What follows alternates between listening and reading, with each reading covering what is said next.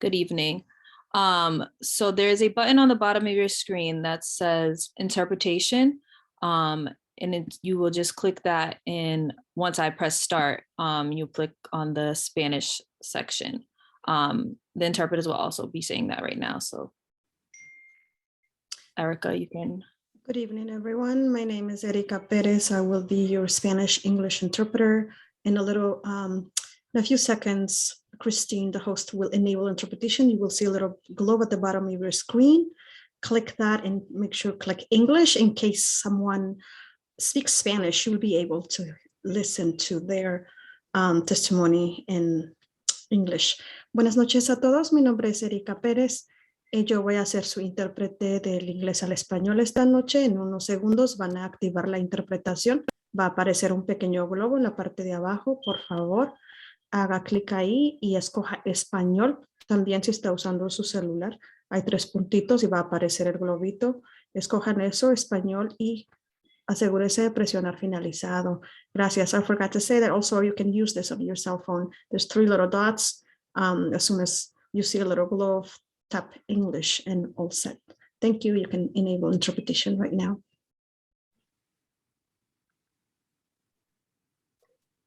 Hey, Christine, can you, oh, okay, the interpretation's on now. Activated now. I had to wait for her. Thank you. All right, Chief, would you like to do the introduction? Yes. So for many of folks who are here, this is our third meeting in the conversation around trees specifically. We will go ahead and review some of the etiquette, and then we'll actually have, is the counselor on now? I saw her and then I'm not. I am. Okay, great. So we're gonna go ahead and lean into that conversation. You can see our virtual meeting etiquette. We wanna ensure that this conversation is a pleasant experience for all, and that everyone is comfortable sharing their comments, questions, and feedback. Please be respectful and mindful of each other's time. And so we're asking, when you have a question or statement, to share what you need to share, but also to keep it short so that other folks also will have the opportunity to share also. And we ask that people keep questions and comments project specific so that we can move towards a solution-driven discussion. And also we want people to be cognizant of the fact that interpretation is happening. And so sometimes we may want to just be a little bit slower just so that we can make sure that everybody has registered the question or comment and has the opportunity to engage. And this is an old slide, so it's not Allison Perlman, but we'll go ahead and put the other email in the chat. So these are all our Zoom tips. I think I'm gonna hand it over to the counselor, but we'll talk a little bit when we get to questions and answers, and we'll review those slides quickly, but I wanted to hand it over because I know counselor's time is limited. Good afternoon, everyone. Thank you so much, Chief, for the courtesy of allowing me to speak. I'll try to be as brief as possible. Good afternoon, D7 and fellow allies that are here and interested in hearing. We hope to be able to hold a meeting that will be informative and also will show you that all the steps and precautions have been taken to preserve as much as possible, but also to go to any other secondary solutions. Chief, I thank you so much for all that you've done. You have really led in this community process and engaged and had so much patience. Good to see you too, Mr. Lopez, and have so much patience with this process. And I just couldn't thank you enough for showing our community the level of engagement that we deserve. And I'm just here to listen and engage, and God willing that we do this process with, again, respect and courtesy for one another, and that we keep an open mind that we're all working on the same side to, again, preserve as much of our community as possible. I'm here and listening. I do have to go to another meeting, and hopefully eventually will just be on the listening mode because I have to go to another thing. I saw in the, oh, I'm sorry. I thought you was asking that I introduce myself. But thank you so much. And again, thank you for the team and Chief Mariama for your team as well for all the work that you're doing. Thank you, Counselor. I do want to note for folks, first of all, we're thankful that you're here. Lots of folks are signing in. If you want to change your name, because I'm assuming there's not actually 5 Marie Sazenslow here, you're more than welcome to click on it on yourself and click rename so that we can actually know who would like to speak or who is adding information into the chat. So with that, we're going to go ahead and open up. I think there are a lot of people who are here that have been in the process before, and a lot of folks who have not been in the process. So we're going to try to move pretty quickly through a brief overview, because then we're going to focus on the conversation that we're here for tonight. So our main goal tonight is to talk about the tree removals. We recognize that for those who have been here, Malcolm X Park is an $8.8 million park construction project. It's also the first project in our equitable procurement pilot project. And we have redesigned practically all the elements in the park at this point. It was a slightly smaller project that grew. And so we had moved through quite an intense process around the field and other elements within the park. And then at that point, there were early in the process, folks did request information about trees. At the time, we didn't have all that information, but the reality is that we did not circle back. We did not come back to have a conversation about trees. And so about a month ago, people just saw trees being marked for removal. And that is what triggered a conversation where folks wanted to understand, why are those marked for removal, and why did we not have a conversation about it? So because we recognized we hadn't had a conversation, we decided it was important to pause and to have a conversation. And now we've had a series of community meetings, smaller group meetings, walk through the parks that have occurred over the last month to get us to this point. So I'm going to hand it over to Kathy to do a quick run through of some of the slides. We're going to try to move through all of the slides relatively quickly and then lean into conversation. But we'll go ahead and get started there so everyone is on the same page about the conversation. Thank you, Chief. My name is Kathy Baker Eclipse. I'm the Director of the Capital Plan for the Boston Parks Department. I also want to introduce or just note that Commissioner Woods is also on the call, as is Commissioner McCosh, who is the Commissioner of the Disabilities Commission for the City of Boston. I think that is all of the city people. And I also want to note that Mike Easler and Farah DeCock from Weston and Sampson are here. They're going to get into some of the details in a moment. So I want to, if we can move to the slide about the project goals. Yeah. So this is a list of project goals that may be familiar to those who have been involved in previous presentations. We've been trying to balance a broad range of objectives while maintaining the character of Malcolm X Park and making it an integral part of the neighborhood. One of the tools we used early in the design process was we issued a survey to gauge priorities. It wasn't to include or exclude program elements. It was very important for the design team to understand that the trees, the pudding stone, outcroppings, and the walls were highly valued by the community, and that the character of the park should be retained while accommodating the other project goals, one of which is improving the accessibility throughout the site. As we move to the schedule slide, I want to acknowledge that we've had more community touch points throughout the design process than any other Boston Parks project to date. And we recognize that it hasn't been enough. We are listening to to the community and hearing that we can do better. And we want to incorporate this feedback into our standard practice in a sustainable way. So moving to the next slide, next set of slides. The accessibility on site, I want to talk a little bit about the standard versus the practice. We've been very clear since the conversation started that the trees, that all of the renovated parts of the park had to be made ADA accessible. However, we discussed it in a way that if we didn't make any improvements to the hill, that we could compromise and leave it in its current state, which is not ADA accessible. This is because in previous park renovations, when we only addressed one element like the courts or the playground, we brought that part up to code, but we didn't make the connections across the site, and the rest of the park that we weren't touching, we weren't bringing that part up to code. After the conversation we had on Saturday, April 9th, we started working on new compromise plans that didn't change the paths on the hill.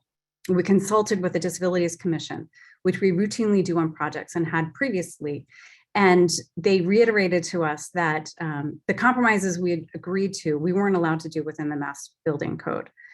We've invited Commissioner McCosh to share with everyone some of that information with us. So Commissioner, I think you should be able to unmute yourself.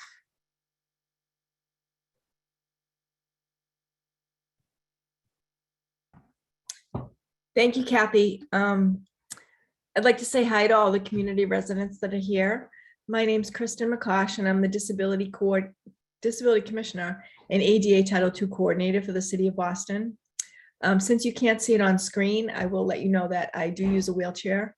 And for those who need a visual description, I am a woman wearing glasses and I have blonde hair. So as Kathy said, we are involved in all of the projects that the Boston Parks and Rec does for major renovations for accessibility. And this one was planned a few years ago. I know we met with them last year, and we really went through the design in a very thorough way. And we know that the Parks Department, when they design parks, they do that for all users, everything from, babies and children up to, families, older adults, people with disabilities. And so I know they're very intentional about making sure that everybody is able to be included. So we were interested in the design, creating the accessible routes.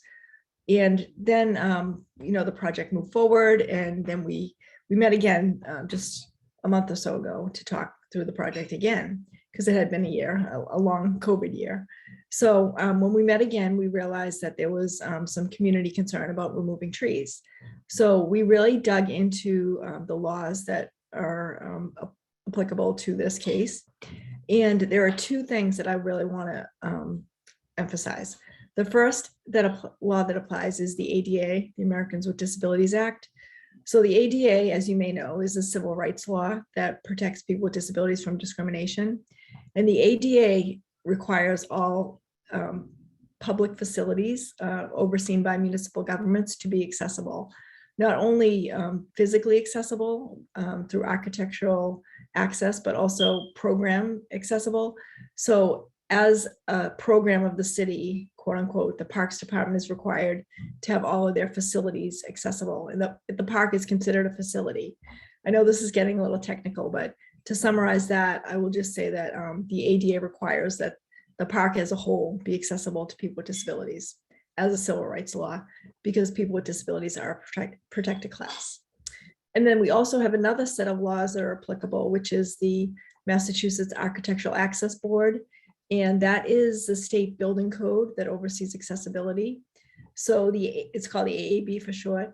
So the AAB requires any new construction or alterations to be accessible. They also have a requirement that when an entity spends 30% of the assessed value of the building or facility, that the whole building or facility needs to be made compliant. So with the park's budget, as comparing it to the cost of the assessed value of the park, it does trigger that requirement. So now, as Kathy said, it's really not an option to leave areas untouched and or reopen them with inaccessible areas, the whole park really needs to be made compliant. And the reason I'm here to talk to you is because I just want to really say that I understand. I love trees. People with disabilities love trees. We just want to be able to access the park in the same way, because right now we can't see a lot of the trees. And we really think that there's a way to work together. I know the Parks Department is planting new trees, and I'll be here all night for questions, but I really just wanted to make those two laws that are applicable clear, so people had an understanding that it's not just arbitrary, and it's really not even our decision. It's a federal law and a state law, and it's mandated with public funds. So I'll leave it at that, and I'll turn it back to you, Kathy. Thank you, Commissioner. I really appreciate you being here tonight. So like I said, when we were doing past projects, when we were doing just the field in 2016, the value of that contract was less than 1/3 of the assessed value. So we were able to bring just what we could up to code, but weren't really able to address the backside as it approaches how you get from the field to the basketball courts, for instance. So these are some of the things that by taking a look at the whole park, we can see how the programs fit together and address major some deficiencies that have been there for a very long time and really need to be brought up to code. We're also able to address other things like bringing in new features that we're really excited. We'll get into some of those details in a minute. So if we can go to the next slide. So this is a slide of the originally proposed canopy removals. And when we talk about canopy tree removals, there are some reasons that we look at in the design process about why we might remove trees. One is whether it is dead or is imminent hazard, regardless of its location. Invasive volunteers we propose removing. That's because invasive plant material can crowd out and harm desired plant material. We look at whether there's an opportunity to prevent future hazards, trees growing into fences or trees that have low crotches, which is a structural issue for trees that sometimes they might splay and be a hazard into the future. Or we did propose removing them to accommodate other park program goals, like improving access to the site and throughout the site. If creating program areas or the access to those program areas may negatively impact a fair or a marginal tree, for instance, cutting too many roots or excessive filling in the root zone, we recommended its removal. Boston Parks does not currently have the capacity to nurse these trees back to health. So where we stand today, the hill will be included when park construction resumes. The pathways are a surgical intervention on the hillside to repave them as close to the existing alignment as possible and retain the important features like other trees, the pudding stone outcroppings, and the walls. There will be an accessible route through the park, connecting the school to the neighborhood through the park.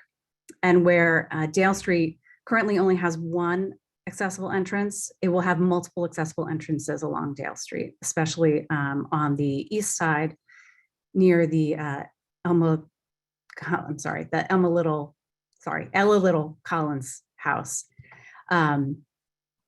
We understand that there are concerns about the quantity of trees that we're proposing to be removed. So the design team has re-examined every tree that was proposed for removal in the bid set to determine whether there are any design changes that could prolong the life of the trees. So Mike, I'm going to turn it over to you. Thank you. Excuse me. Thank you, Kathy. As we're going through these slides here, I want to try to focus on the major components. Looking at the trees on site that were originally proposed for removal versus what we've reviewed, I first want to indicate some of the dead, hazardous, and truly poor condition trees that are planned for removal. So everything in the black dotted area here are trees that through the arborist assessment that we had done were indicated as poor condition, as a hazard, or even dead. After having the initial discussion and follow-up discussions, hearing about the extent of the removal of trees, we went and looked to see which low impact modifications to the original plan could save more trees. And this is basically reprioritizing the focus to save as many trees as possible over certain other concerns, such as eventual removal, other access points, and visual access into the park. So looking through this, most of these interventions are proposed on trees in fair or good condition, and they're going to require additional care, even as standing without any additional work around the site. The community stewards and friends of Malcolm X Park have really been a major factor in us reevaluating this, and they're going to be an important community entity in working to keep these trees healthy.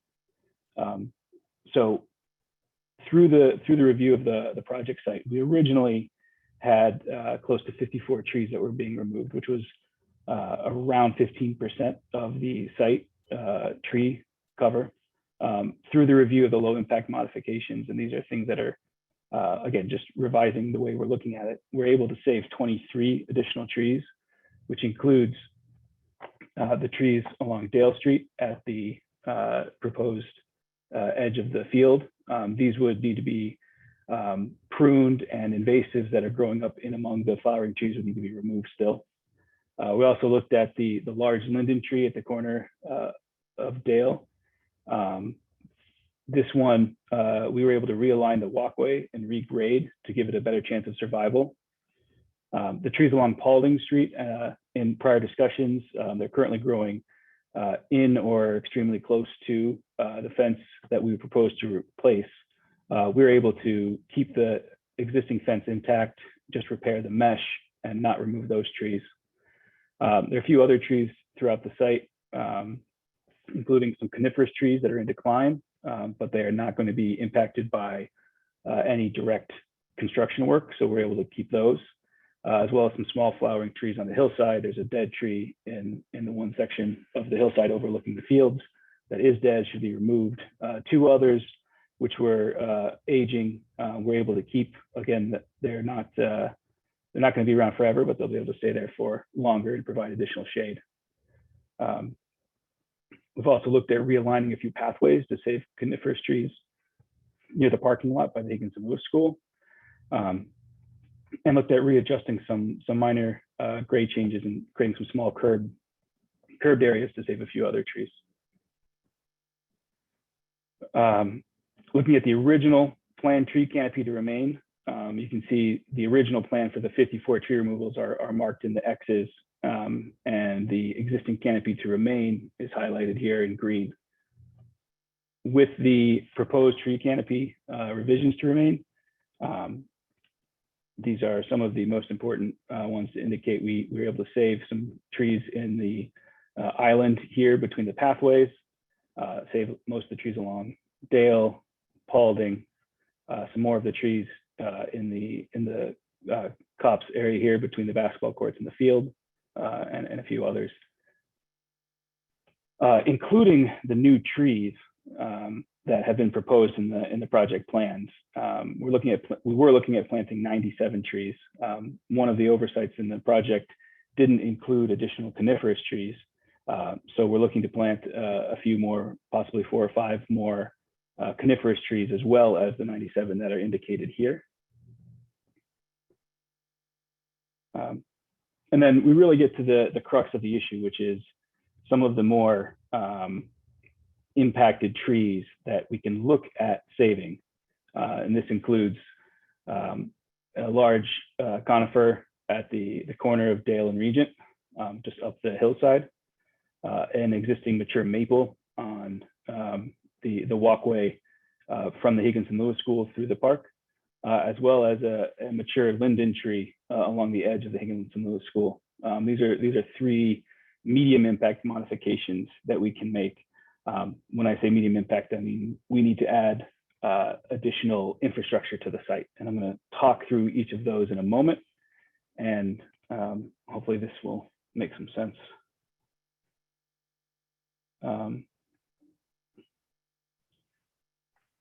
Looking at the modifications as an example here, one is this existing pine tree. This is at the corner of Regent and Dale. It's a mature pine tree with a split Y area. Our original required ADA access from Dale Street had us working with a switchback pathway that needed to end up too close to the tree roots to keep it viably intact. Through review, we looked at ways that we could add additional pathways or other ways to save the tree. And what's really required in this case is to move the path to save the tree, we need to add a section of ramp, which would include handrails as an important aspect of access to get up to the major gathering area into the park from Dale Street.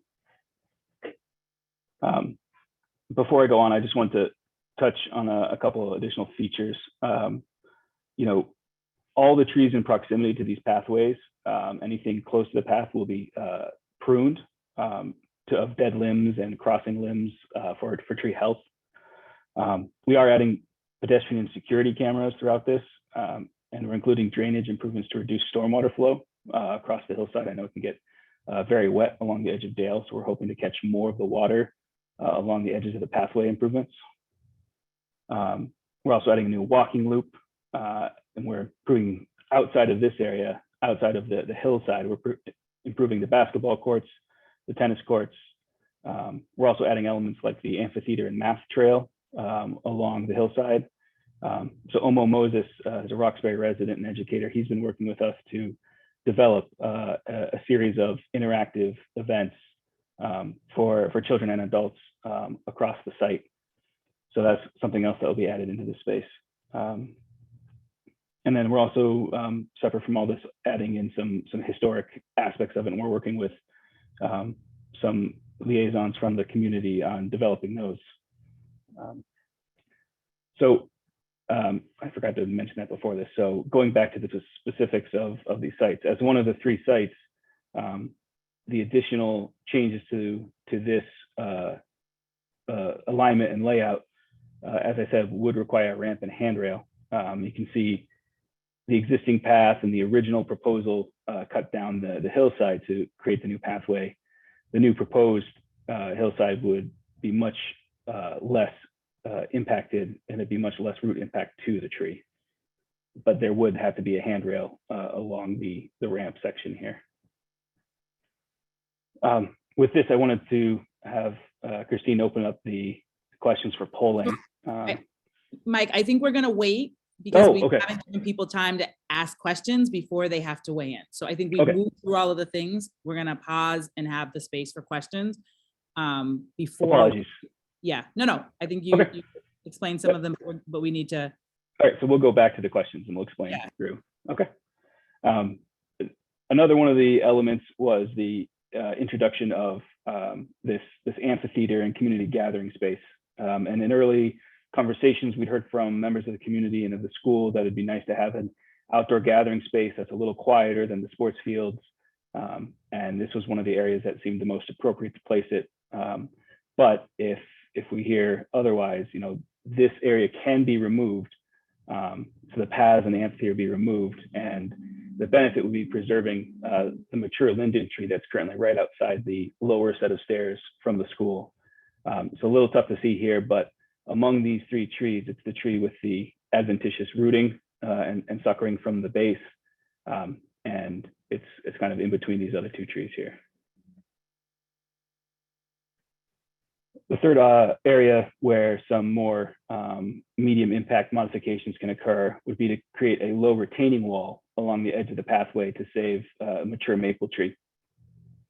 This would probably be constructed of a salvaged granite block, similar but not the same as the pudding stone on site. And by retaining this edge of the wall, we're able to have a much smaller impact on this tree itself. If we were able to access the site without having to meet ADA access and grade requirements, we would be able to keep the pathway a little higher. But through multiple revisions and review and ways to try to find an accessible route, there's just no way to lift this path any higher without having some impact on these tree roots. We located the existing path in the location, the proposed path in the location of the existing path to try to minimize impact. But this tree sits so close to the pathway that in the original proposed design, there was going to be enough root impact that we thought it best to remove the tree. So again, with some new salvaged block retaining walls put up along the edge, this tree could be preserved. And finally, and Chief, correct me if I should wait on this one, but you know, the community stewards and Friends of Malcolm X Park have worked with an arborist to provide an independent assessment of the trees. There are some trees on site that were outside the scope of our impact that we left out of consideration. And then some other trees that the arborist may find might be worth removal. If that arborist, with confirmation from the Boston Tree Warden, recommends additional tree removals, that's another option that's on the table.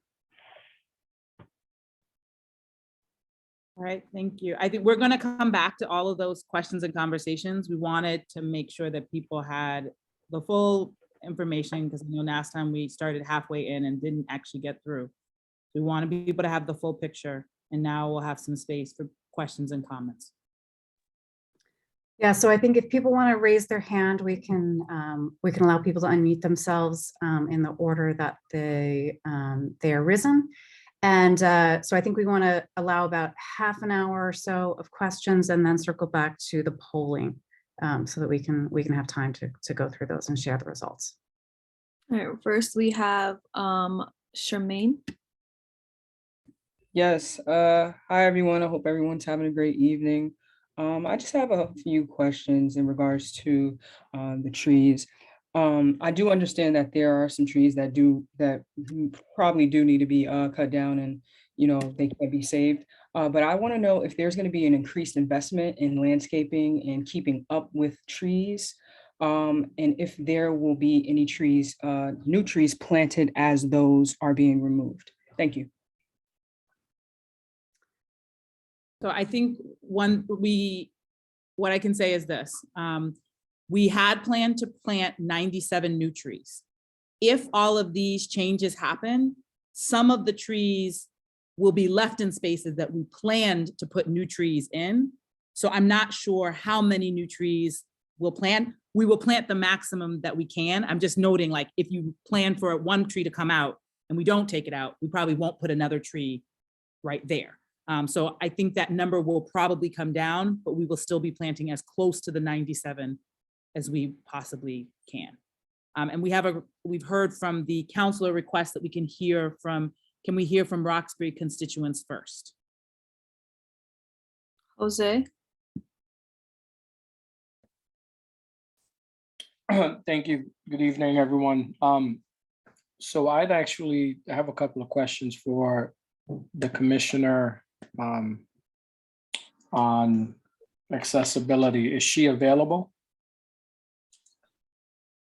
I believe she's still here. And really quickly, a reminder for English speakers also to click on the language interpretation so that if someone is speaking in Spanish, you are able to understand what they are saying.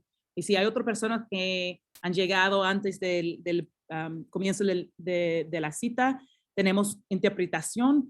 Puedes utilizar el globo que está in, I don't know how to say, what do you even call this? It's not the dashboard. Is that what it is? Pero el globo está al fin del screen. If you need interpretation and you haven't been able to access it, we should have everybody on. Are you asking, how do you say globe in Spanish? No, I said, I know how to say globe. I don't know how to, what that dashboard thing is at the bottom. I don't even know if that's called the dashboard, but yeah, I think if Si folks, cualquier persona necesita traducción o interpretación, por favor, oprime el botón de eso de globo abajo de la pantalla. Gracias. all right. And So- Jose, it's Krista McCosh. I am here and available for questions. Thank you, Commissioner Makash. Can you, so thanks for lending your expertise. I'm having difficulty understanding exactly what is triggering here for this project, the prioritization of some of these changes driven by the ADA. You were a little more specific on the AAB. What I heard you say was that what's triggering the involvement of the AAB for this project is that 30% of the assessed value. So this is what's triggering here in terms of work that's being done to Honeysuckle Hill. Because if there wasn't new construction or new attractions on Honeysuckle Hill, right, then the trigger then becomes this 30%. So can you confirm that? Yes, that's correct. So all new construction and any renovations need to be fully compliant with Got it. AAB regulations. And then if the whole project is over 30% of the assessed value of the property, then the whole park needs to be compliant. So any work done in the park needs to be compliant with AAB. Okay.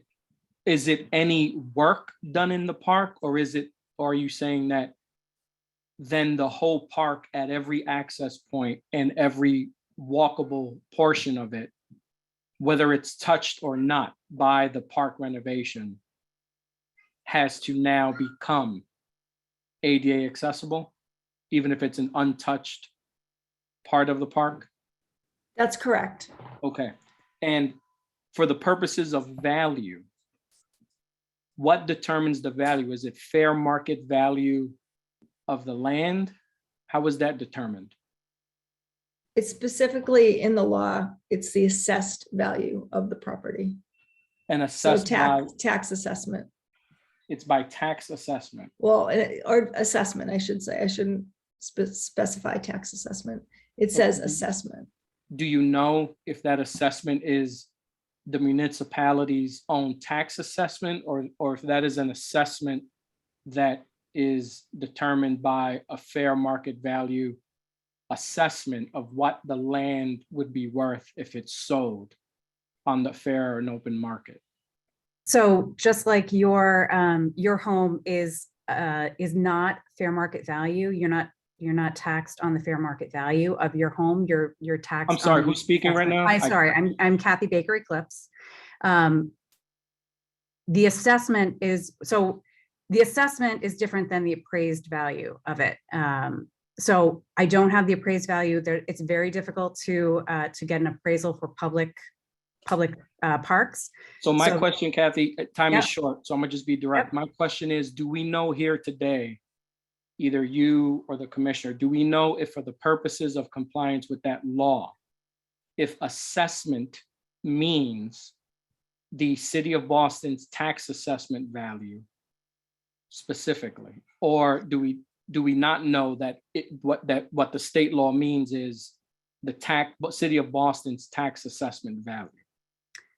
The law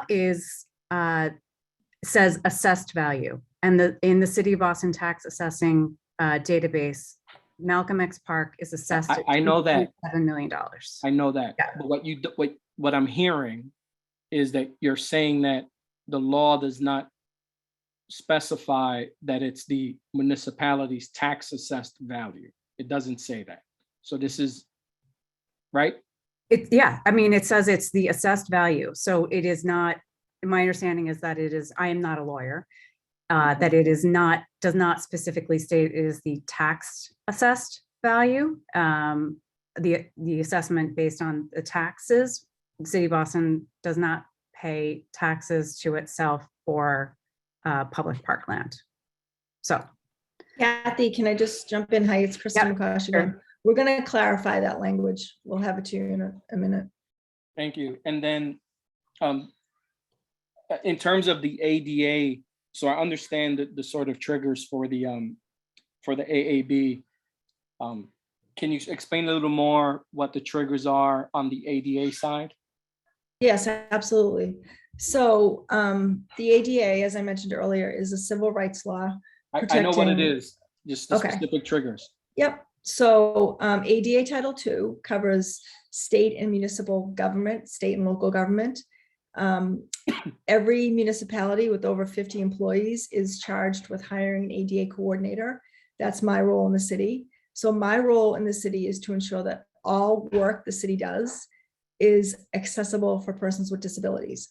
So that includes parks, sidewalks, schools. So any new work that the city does is accessible to persons with disabilities. And that's under a civil rights law, a federal civil rights law. So we can't do work that's not accessible to persons with disabilities under the ADA. So for the purposes of ADA, if Honeysuckle Hill wasn't touched and there wasn't any work on Honeysuckle Hill, then would there be an ADA requirement to create work in Honeysuckle Hill if Honeysuckle Hill doesn't have any work happening? There is a requirement that the whole park be accessible. So I would say that the ADA also has a mandate that states are required to go by either the ADA accessibility guidelines. The ADA has accessible building guidelines. So states are required to either go by the ADA guidelines or their state building code, whichever is stricter. So in this case, the ADA would subside to the AAB because the state building code may be stricter. So we are subject to AAB, to ADA through AAB. That's required in the law. Okay, I thank you so much. I'm gonna wait for you to get back to us on the interpretation and definition of assessment or assessed value. Thanks. That is in the chat. There's a link to the definitions in the chat. Jane Patrick. Hi, thank you. I'm also very curious to know precisely what's meant by value assessment in this case, because we're talking about not just the Malcolm X Park, but the park within the park, which has an historic, can you hear me? Yes. Okay. Which has an historical value that far exceeds what a tax assessment would reflect. That is to say, and no offense meant, a property with a Weston and Sampson landscape could never carry the value of an Olmsted landscape. In fact, correcting Weston and Sampson, or so severely amending the landscape of an Olmsted design is like having your next door neighbor's kid sort of redo a little bit of a Rembrandt painting that had damage. So in my humble opinion, and I'm not an assessor, but I am a landscaper. Thank you. We have quite a bit of The value. I'm just to, going to finish that sentence, which is that the value will decrease, even though you've got the same square footage and perhaps even the same number of trees. When you severely modify the original intent and design of the.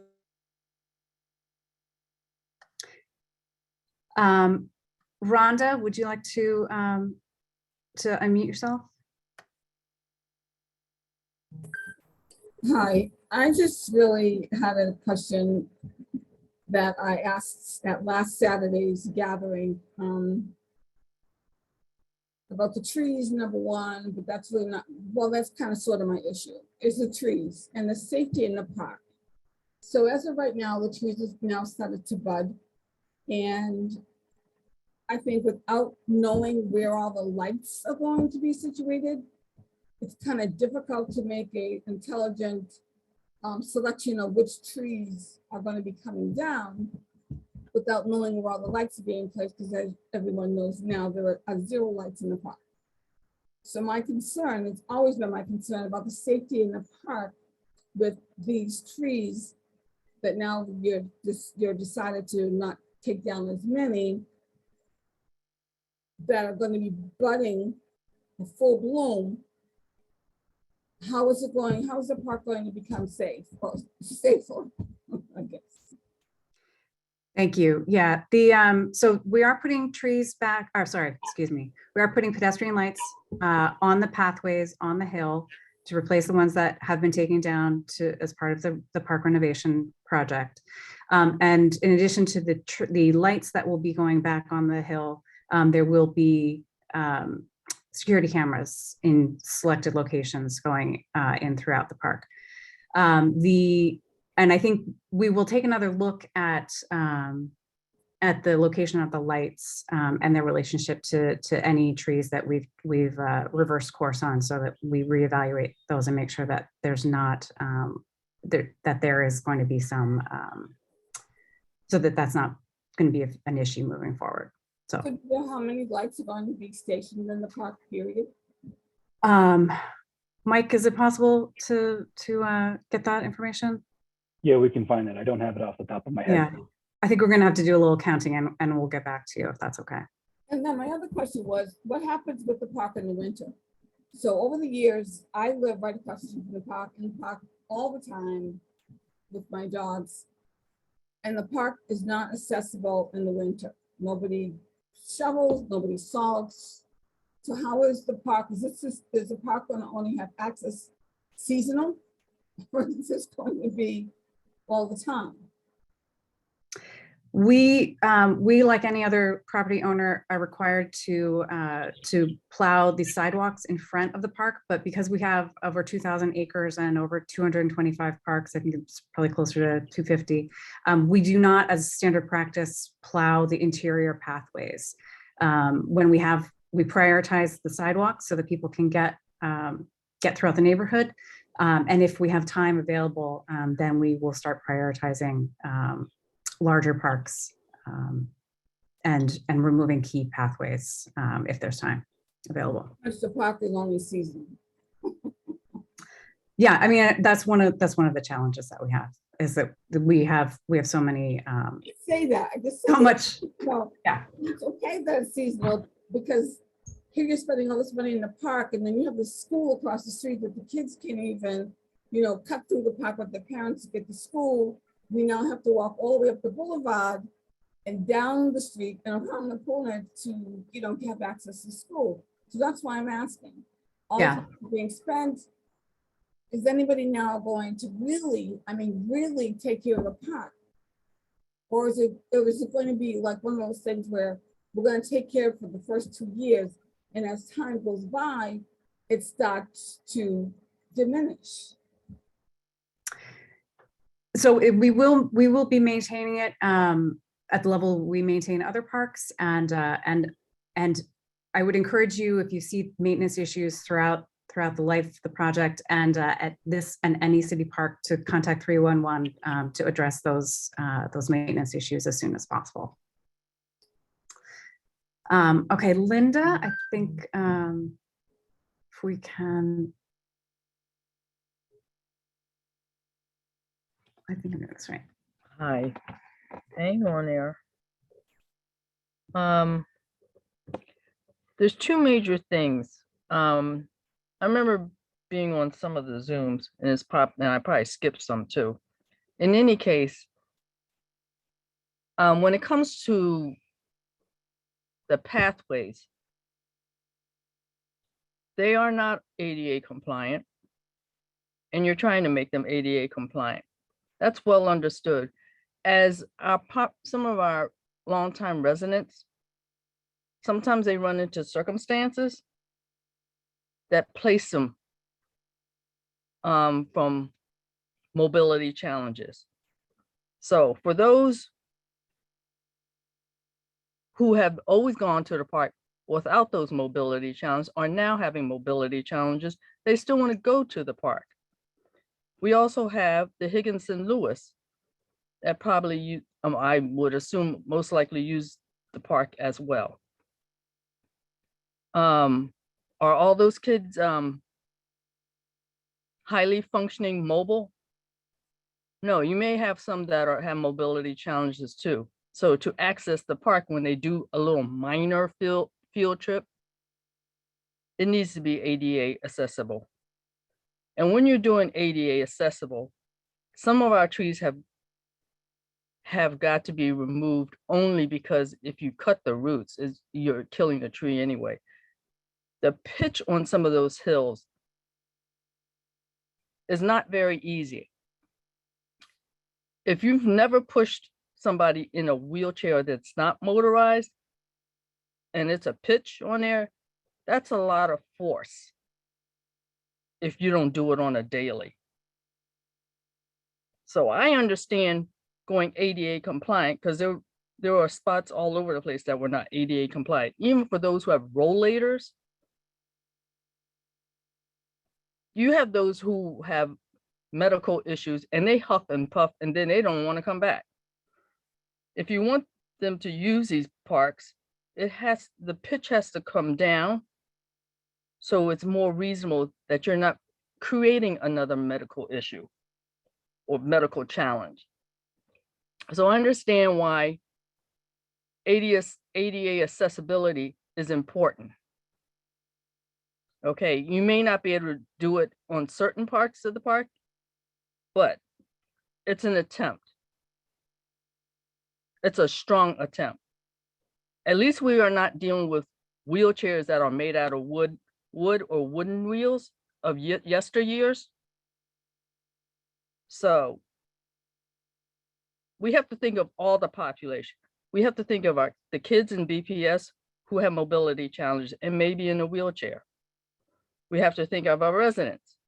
We have to think of our guests and visitors. So it's all around.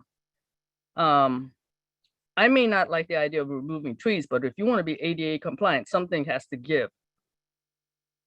Thank you, Ms. Freeman. I okay. think for the sake of interest of time, Go ahead. let's try to narrow down our comments or questions to about less than maybe a minute so we can allow the rest of the people waiting to speak. Thank you so much, Ms. Freeman. Could I briefly respond to that? It's Kristen McCosh. I just want to thank you for your comments and just to say that you're right about people with disabilities needing these more gradual slopes. And it's not just visible disabilities. A lot of times people think wheelchair, but it's people with breathing problems, people with heart problems, people with temporary disabilities like a broken leg or a sprained ankle. So really, when the city of Boston designs buildings and facilities, they design them for people of all ages, all abilities. And we also know that people age in place. So someone might be 45 and mobile today, but in 20 years, they may not be as mobile. So making these improvements really adds to generational access.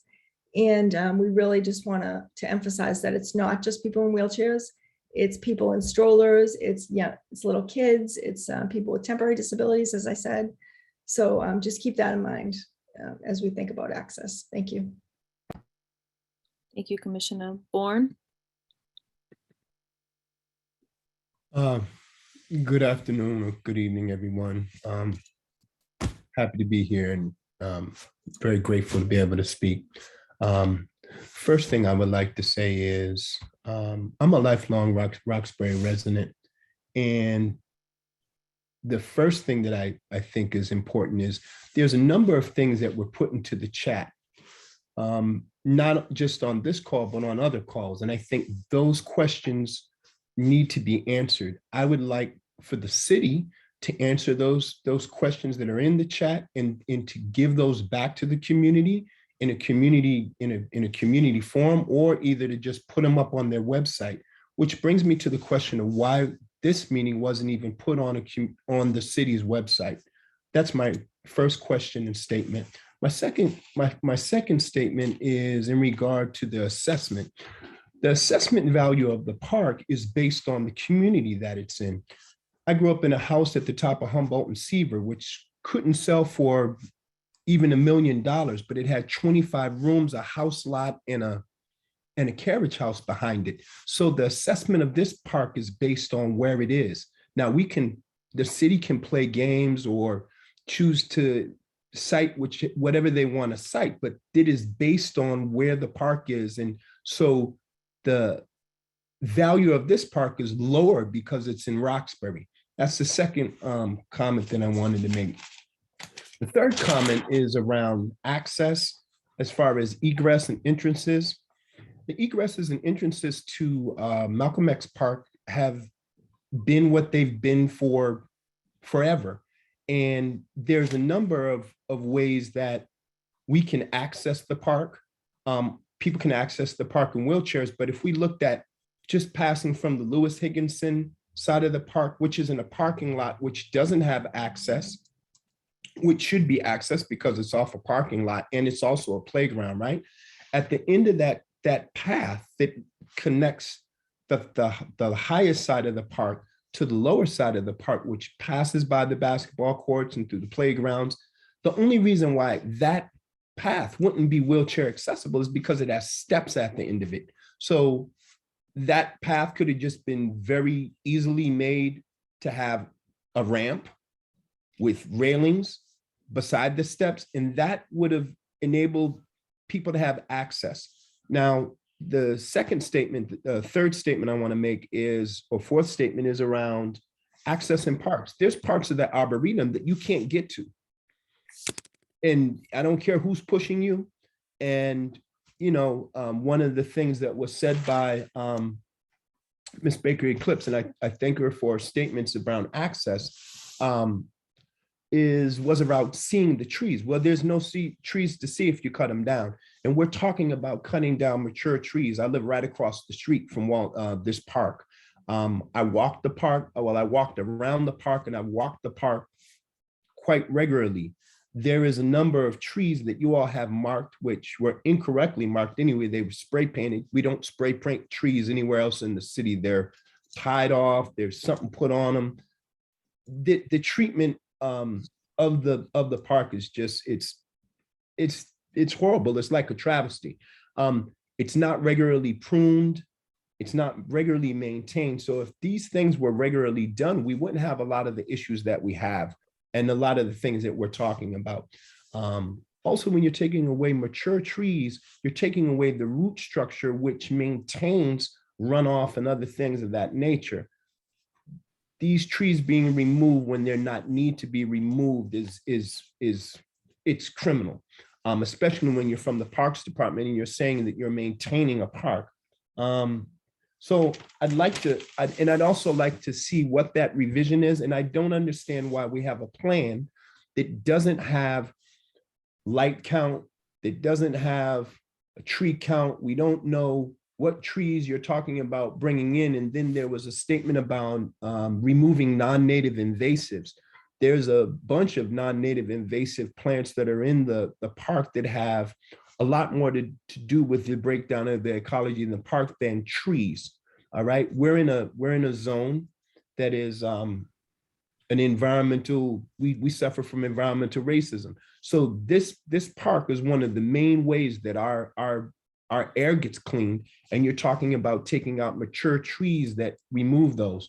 The last statement I wanted to make was, if we're talking about putting in an amphitheater that's going to remove the tree cover, then we need to move the amphitheater or just look at the plan again.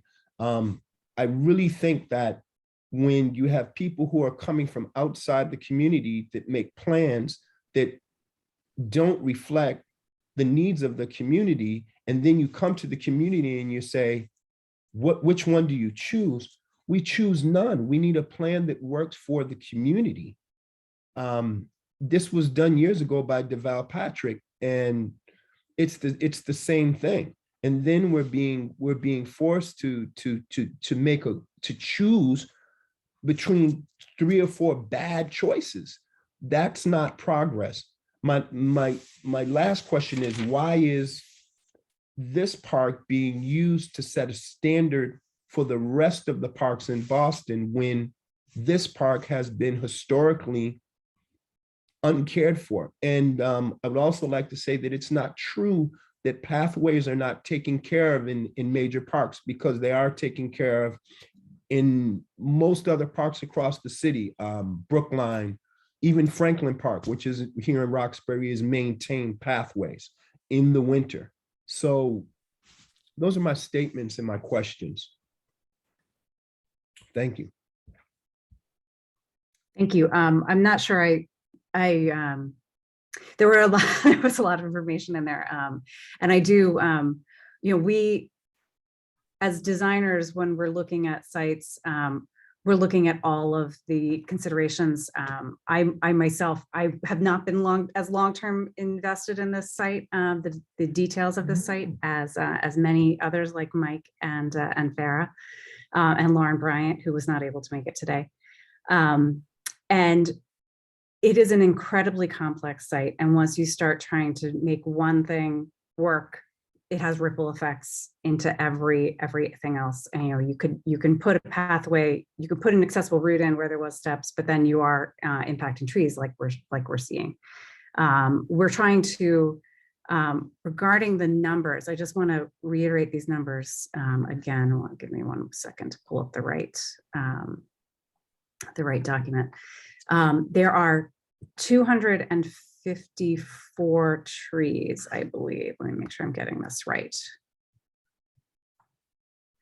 There are 248 existing trees site-wide. There are 179 existing trees on the hill, and that's of every size and every species. The original plan had 54 trees to remove. We think that we can save 23 of those with fairly low effort. There are 3 more that require a bit more work. There's a bit more intervention required to do that. So we would be removing 29 trees instead of 54 trees. And 11 of those are dead or are in hazardous condition and that we need to remove for everyone's safety. So just to reiterate a couple of those numbers so that they can all be referred back to. Thank you, Kathy. Thank you. Derek, you can unmute yourself. Sorry, the other part of the question was about lights, benches, and all the other details. And then he also asked, why was this park being set as precedence for the rest of the city? So there, yeah, go ahead. I do want to make this clear because I think people have also raised this in the chat. This park isn't actually setting the precedent for the rest of the city. This has been applied in multiple other places across the city. So there's 2 levels. We are bringing everything up to code as we do these large projects. So that's also part of the conversation at Boston Common. You will see the historic steps across from the State House that usually on the either side of the 54th statue. One of them will be left as steps and the other one will be turned into a ramp. There is also a hill in the Boston Common that will now be brought up to be accessible. There are also 3 parks that we've actually made specific investments in. Martin's Park being one, Children's Park, Martin's Park in the Seaport, Children's Park in Roxbury, and I'm trying to remember the name of the 3rd park, where we actually moved beyond just meeting the law and actually designed those parks specifically with thinking about, do we have things in Braille? Do we have things like, are we thinking about folks who have autism? So I do want to be clear. I completely agree with people that we have not done a good job communicating this and that we did not talk about it at the beginning of the process. I wasn't there at the beginning of the process, but I have been over this last year.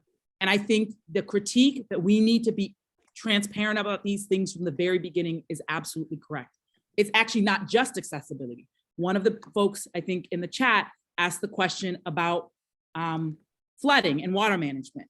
We are also including some flooding interventions on the side of the hill so that it doesn't flow into people's backyards. That is not something we are doing only in this park. Almost every park in the city, particularly the ones that are already in floodplains, ones that are near the water, we are asking questions about what do we need to do to mitigate water issues, not just now, but because we know that climate change, unfortunately, will get worse. So I just want to say, the critique that we need to be transparent is absolutely correct, but this is not actually being tested on Roxbury. This has been really going for a number of years. And I want to be also transparent. Part of it started with a injunction that was brought against us. It related to Jamaica Plain. And this question about how do we make sure that we never touch a park and leave it in such a way that it is not accessible. So I think we need to step our game up on transparency, but it is not only here. And some of what's happened in this process is now informing other processes to make sure that we just start that conversation earlier so people don't feel like it blindsided them. Thank you, Chief. Derek? No, you have to click on mute, Derek. Is that good? Yes. Okay, great. I have a correction, a question, and a comment. The correction is with respect to what the chief just stated about this park and this process not being one that's, I guess, experimenting or setting a new standard. And I just want to point out that at the top of this meeting, Kathy Baker Eclipse was the person who said that going forward, the standard practice would be improved. And I believe she was talking about the community process from beginning to end. She can correct me if I'm wrong. I do believe that the city needs to correct, above all, its community process and accountability going forward. And on the one hand, I'm encouraged to hear the talk for somebody else after this project, but I'm not encouraged that in this project or any other future project that we're necessarily going to see the walk. And the reason is, it seems to be, for instance, when we set ground rules, as was done at the top of this meeting, for respect and for courtesy, which I think are very important standards for us to all try to meet. But we should also adhere to standards of honesty, not just transparency, honesty, intelligence, and being self-contradicting. I am the person who brought to my community and the city and others' attention, after it was brought to my attention by disrespectful and uncourteous orange spray paint, that trees, a large number of trees and mature trees were slated to be removed. I'm also a person, like others on this call, who has participated in the community engagement process for a very long time. And I am most befuddled now by things like, why are we talking now, 2 months into the construction phase, about ADA and its potentially very major impacts on the very clearly stated and prioritized community concern about retaining the what was it? The character of the park. We've been very clear from the beginning about what the character of the park meant to us. Everybody who's studied even the least amount of urban history and planning in Frederick Law Olmsted knows what the character of this park includes. Why now, 2 months into a construction phase and weeks into a work stoppage, are we hearing from the Commission on Disabilities or anyone else why this park, notwithstanding anything that's been disclosed or discussed prior to the marking of those trees, is being treated the way that it is out of ADA compliance? I don't find that respectful or courteous to the community members who participated and who didn't participate in the process up to this point. I find it unacceptable and not just not transparent. There's more words that can be used than non-transparent to describe that problem. We can start with racially unjust. Derek, 30 seconds to wrap up, please. I'm gonna continue, I'm paying for this. Environmentally unjust. Derek, you have 30 seconds. We have to move on to other people. I heard you. Do I still have my, reset that shot clock, please? Absolutely. Racially unjust, environmentally unjust, municipally unjust. And on the list of those who have been disrespected and uncourteously handled are asthmatics who live adjacent to this park, who I asked, does ADA cover them as well? Latinx park users, particularly baseball players who have been displaced from this park by this bunk process, participants in the community engagement process who have wasted time and intellectual and other energies, the community at large, and again, the trees, and not the trees primarily. I know you want to wrap up tonight with closure about the trees. This process is bunk. The results are unjust racially, environmentally, socially, municipally, and it falls on your mayor. Thank you.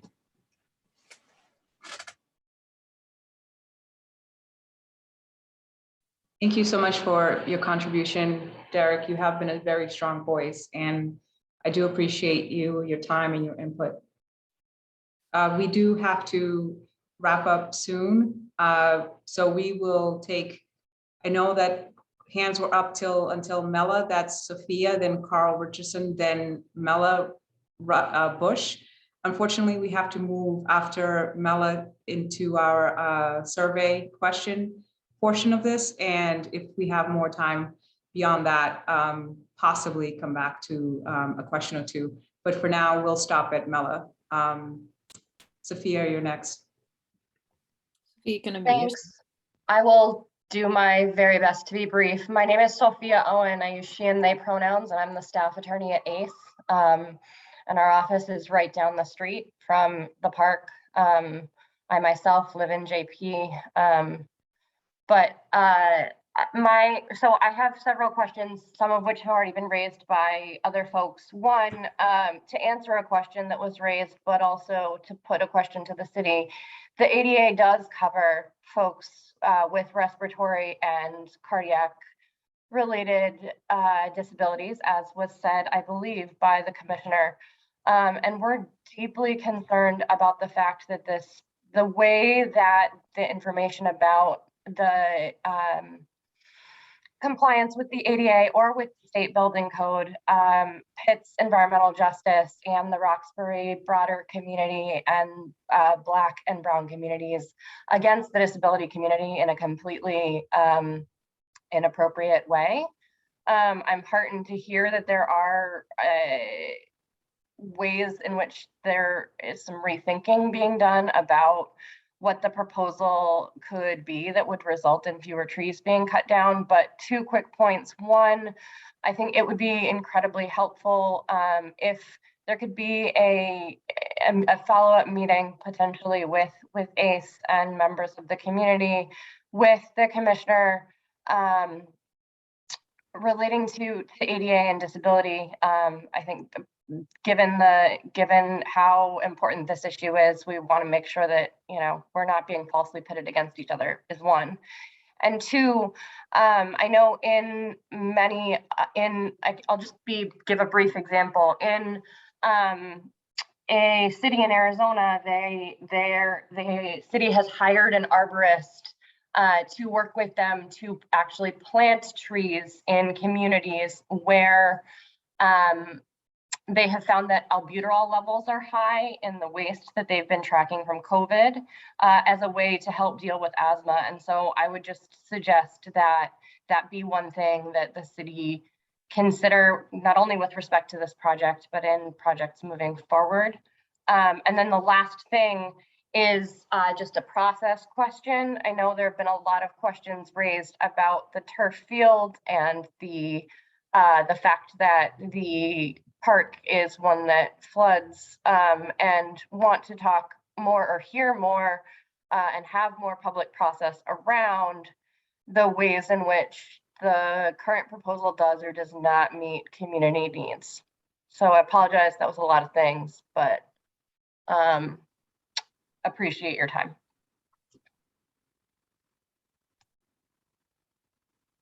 Thank you so much, Sophia. Mr. Richardson?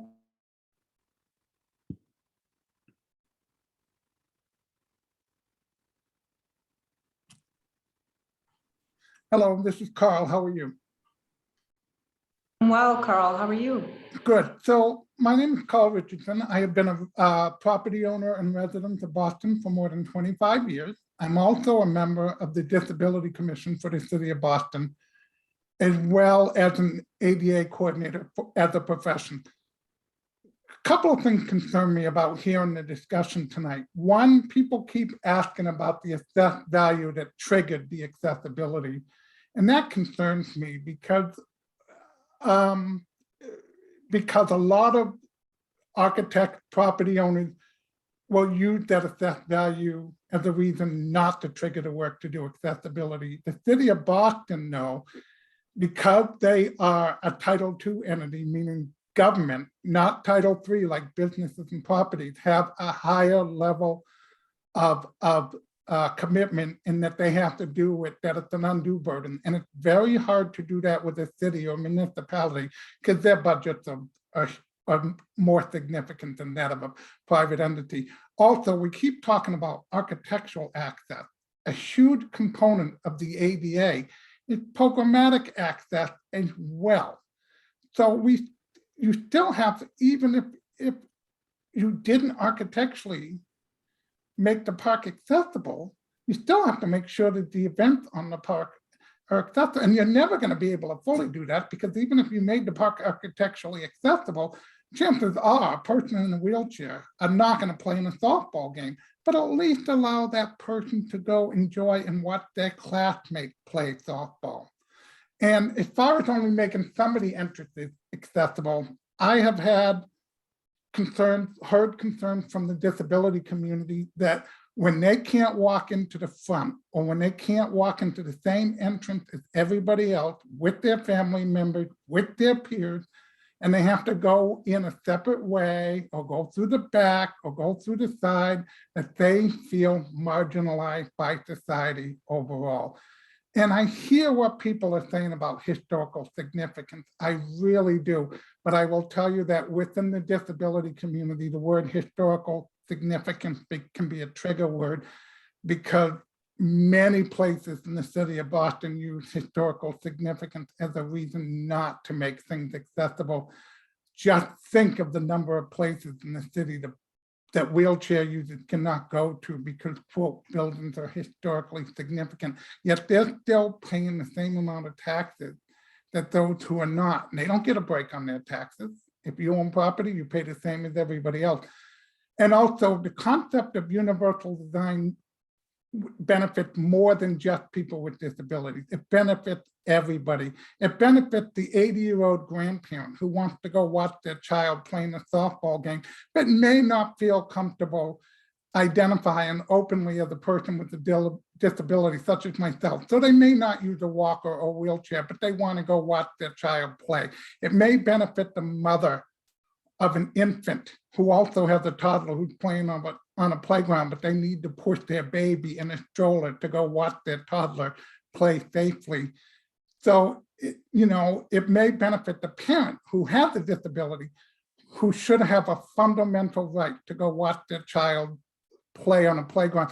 So what concerns me about the excess value is whether or not trigger. I don't like putting a dollar amount to what is morally the right thing to do. I don't like putting a dollar amount to what I consider my civil right to be able to access all the programs, services, and activities within the city of Boston fully and equally to everybody else. Thank you. Thank you so much, Mr. Richardson. Great points. Ms. Mela Bush, please. Yes, a few items that I'd like to state. Number one is the asthma and trees and disabilities related to that. I would never in my life want to divide people along the lines of who's more disabled or who's more able-bodied, or try to pit that as something in our community that we should ever have some big fight about.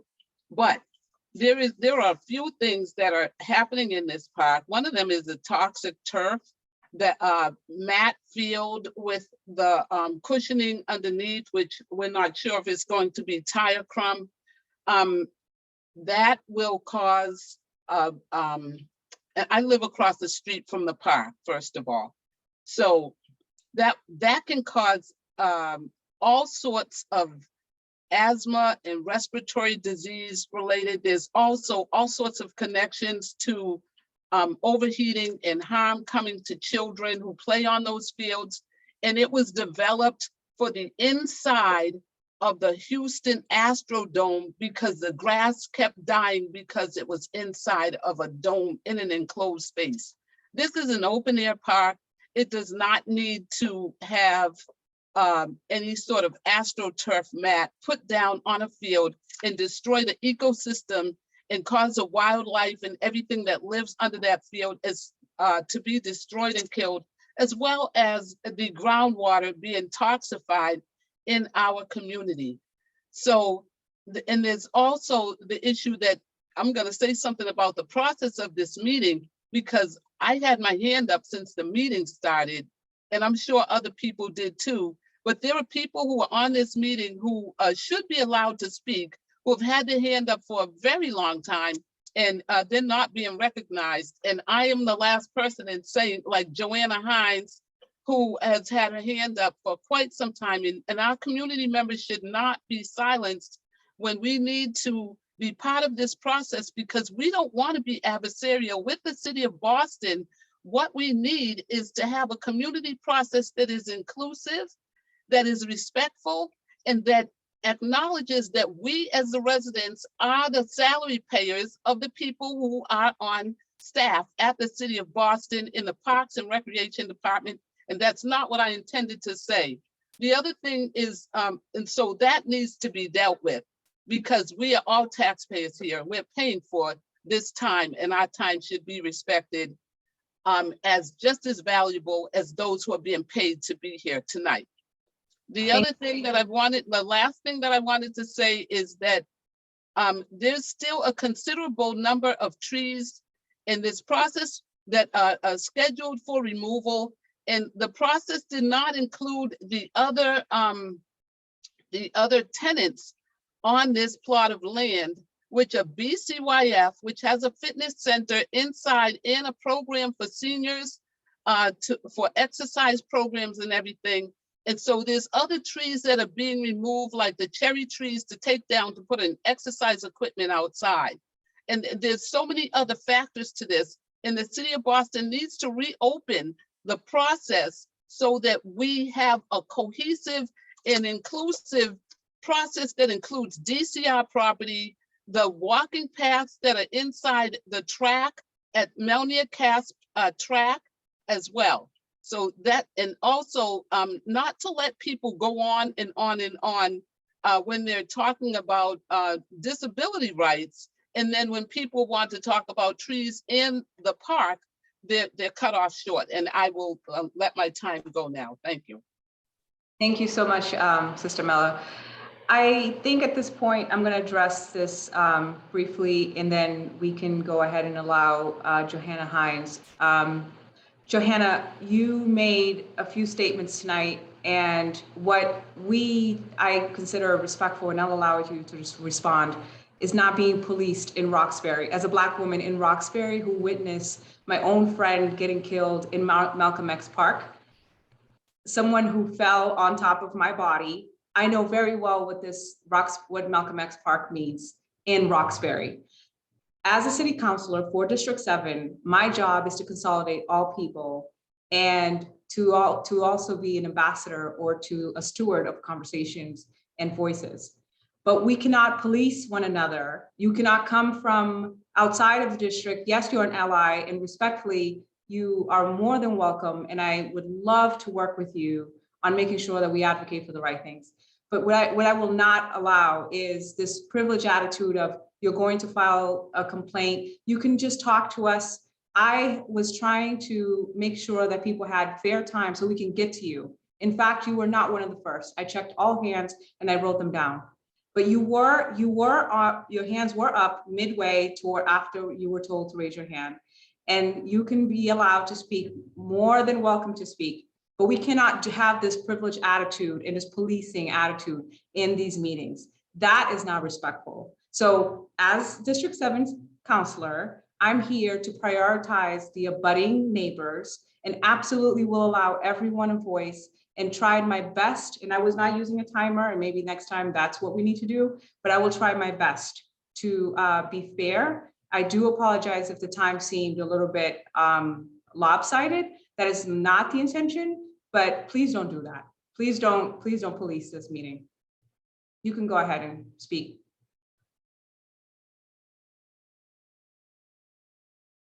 I think you need to unmute yourself, Johanna. Thank you, Councilwoman, for all of that. I will file it away.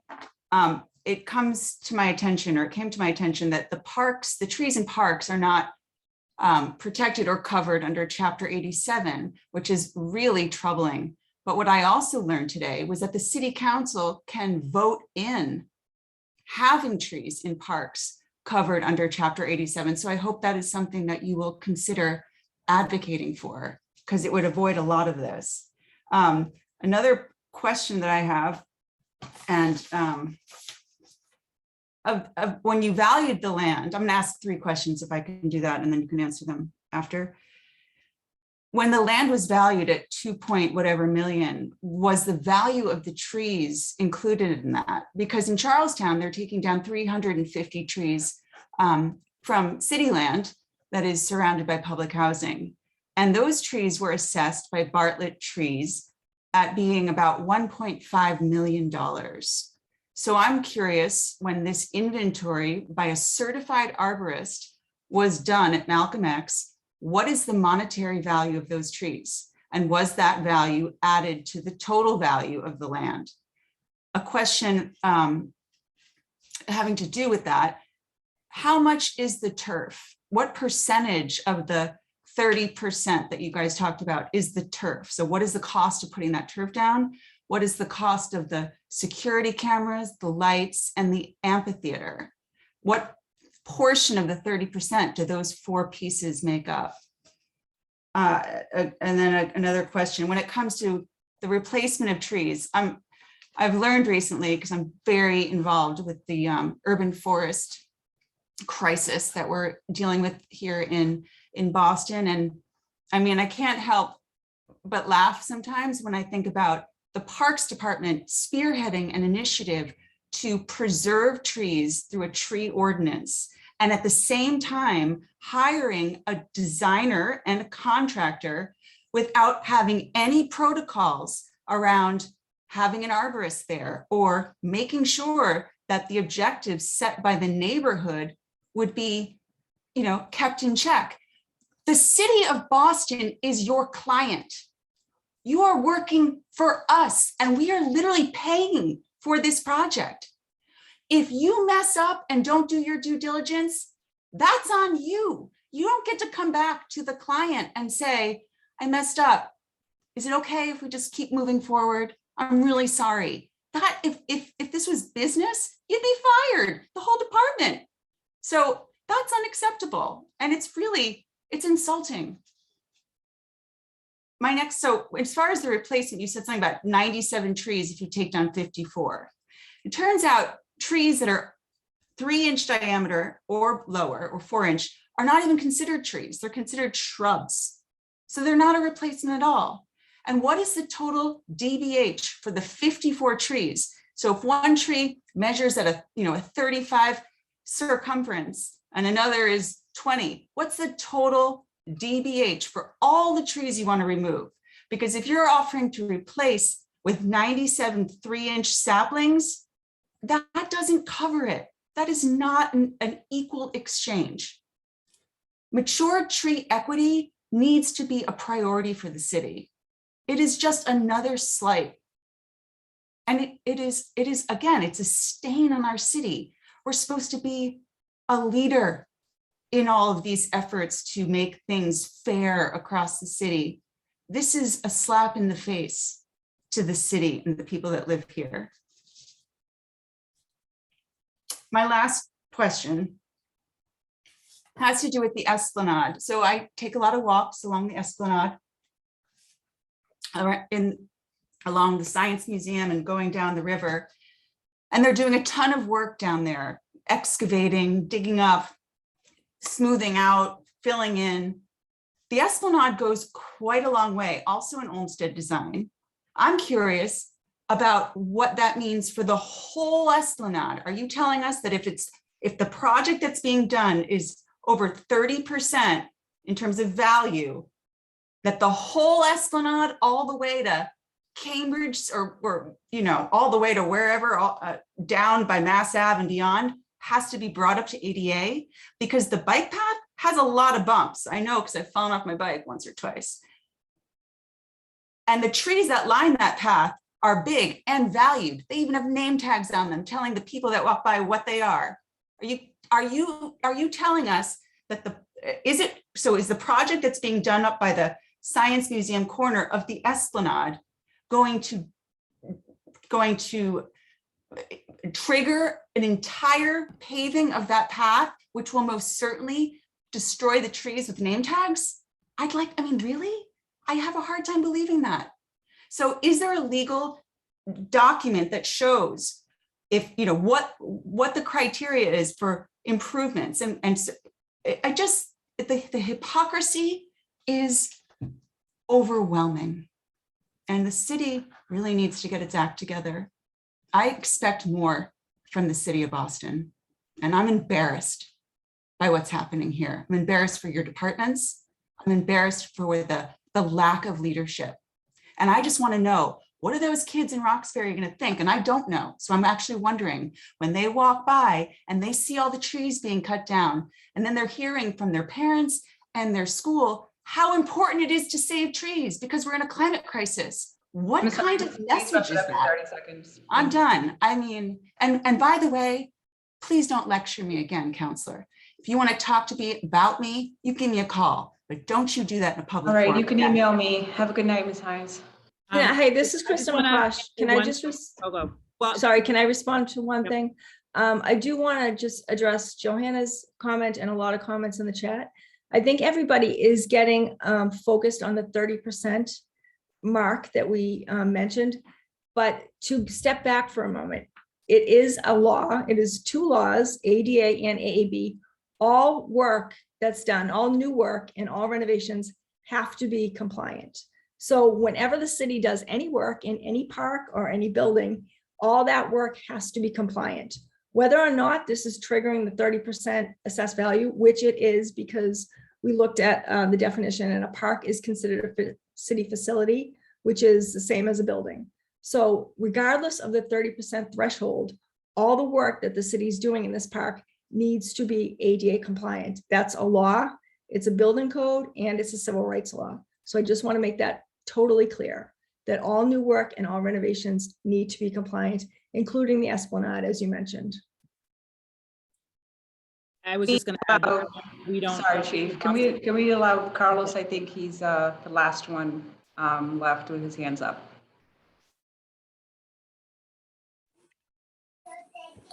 Hi, ladies and gentlemen. Good evening. The lady right now just said that every job the city wants to do is mandatory. Basically, it's kind of like a dictation. The way they're doing that. So if the city said we want to do this, we want to do it, regardless what the people think or what people want. So it sounds to me like it's a dictation. Like I live in Cuba, not the United States. Every meeting that we have, I haven't seen an Spanish consulate there. And every time that we say stuff like this, like now we want to have the field, bill and turf, which have you guys noticed how hot it gets when it's really hot outside? It gets even the double of the heat it gets there with turf. We're trying to close the planet, not to get it hotter. That's one thing. About softball, you know, it's a big history in that park that we have. Myself, I've been playing in the park for 22, 23 years now. And it's a lot of people that I know and met, and people that have been passed away in that field. And we also have a plate in one of the trees. I want to ask about that tree. If that tree is going to be removed from the park, what's going to happen with the plate with the people's name who also passed away in that park? I'm not agree having turf in the park. I believe that nature should glow there. You know, this is going to be my last meeting with this, because from what I see, it don't count what we say. It don't make any difference. So today is going to be my last meeting, and I hope you guys do the right thing. So have a good night, guys. Thank you. Thank you, Jose. I hope that you'll revisit that decision and continue to participate. So I think if we can go back, I think we've got all the hands raised. I think we can go back to the questions. And this was intended to gauge people's level of receptiveness. You're by no means required to participate. But this, if you'd like to share your opinion about whether one thing should be prioritized over another, if we can go back and put some poll questions up, that would be helpful for us to get a sense of where the people are, how people are feeling about some of these more challenging questions that we thought we believe that the tree and the park will be healthier with the plan that we started with, but we are willing to do some heroic work up to a point to try to preserve some of the existing trees. So Mike, do you want to go through these questions again quickly? Of course. You know, again, we already looked at the low impact saves on some of the trees that involve just some regrading and redevelopment. These are the ones that are a little more involved. And the question really that we're putting to you is of the importance of these trees. And believe me, I understand that all trees are important. It's not our intention to clear cut or cut down everything. We're doing the best we can to save every tree we possibly can with the limitations that are imposed upon us with all the different work and the requirements that come in from different and sometimes conflicting requirements to the park. The first tree that we're discussing is this mature pine tree at the corner of Regent and Dale. Our initial plans, as I mentioned, put the accessible route close to the roots so that we can get enough length to bring people up to the upper grades in the park. With a revision and the inclusion of a ramp in that site, we could move the alignment of the pathway far enough out of the root zone that we expect the tree has a much greater chance of surviving. So, you know, when it comes to saving this mature pine tree, is the saving of the tree, but the inclusion of a ramp with handrails in the park more important, or is keeping the existing feel of the openness of this area in the park more important?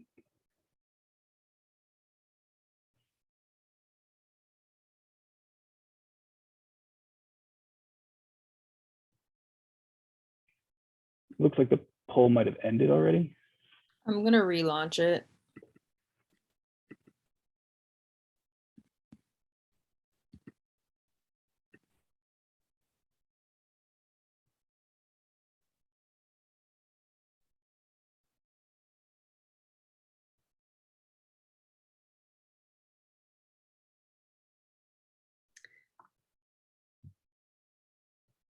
And like Mike said, this is just for us to use as a gauge for the willingness on some of these more challenging efforts to redesign the park.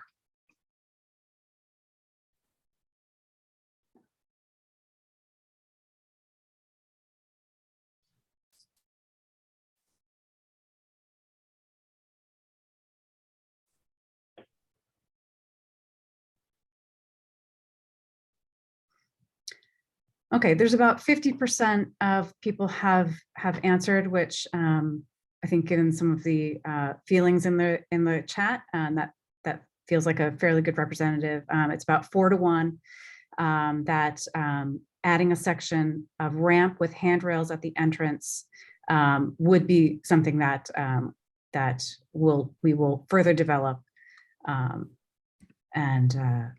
do our best efforts to save that tree. Okay, the second location, again, with a more major impact to the initial design to save a tree, is this mature linden tree along Paulding Street in front of the Higginson Lewis School. The accessible route does include a path that goes into the space directly in front of the school to allow direct access. We would need to remove the path and the amphitheater for accessibility reasons to save this tree.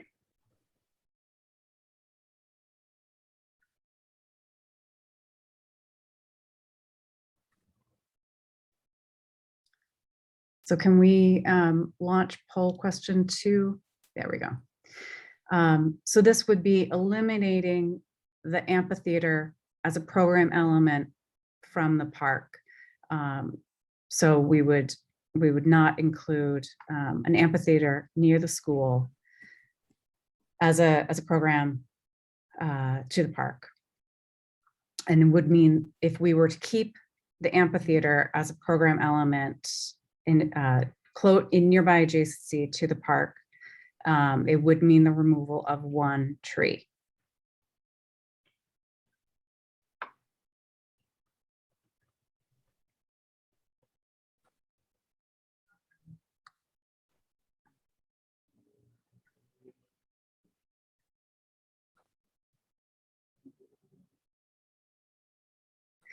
And see a couple of questions in the chat.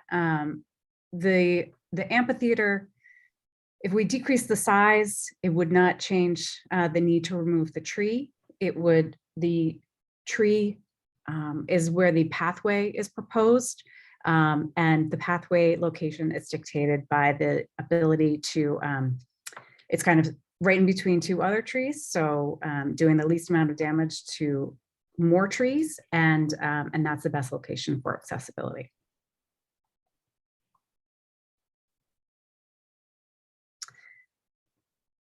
All right, we have about 50% participation for this. So I think if we can share the results, it's a little bit more even on this one. It's about 45-55.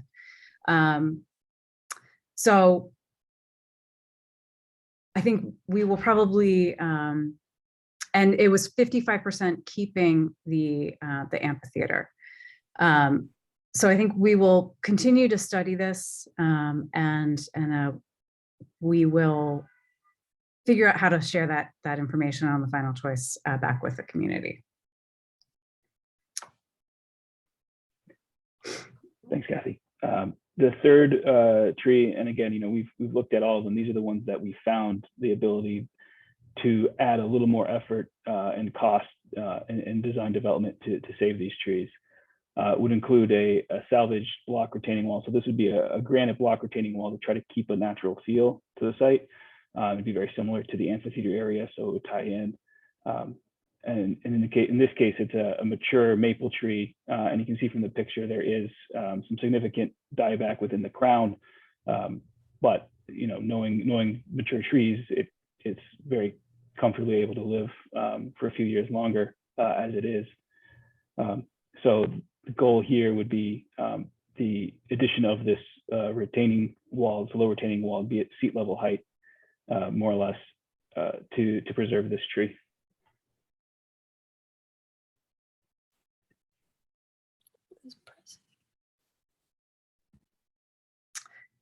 And poll number 3 is now open. So the wall would be made of some salvaged granite block. It is not native to the site. It is not pudding stone. It's salvaged from other park projects that we have done. So it will look different than the Olmsted era walls, but it will have a natural wall, be made of a natural material that is more in keeping with the hillside, but it will be of a different material than the walls, which are more of a cut stone and smaller pieces. So this is a boulder wall that would have fairly low, would not need a lot of excavation in order to install it. So that is one of the advantages of this type of wall, is that the boulders are pretty stable. But we could save the tree by installing this low wall.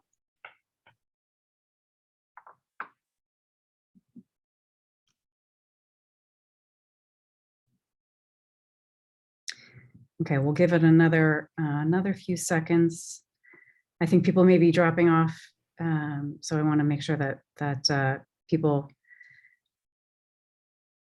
have a chance to weigh in if they're still able.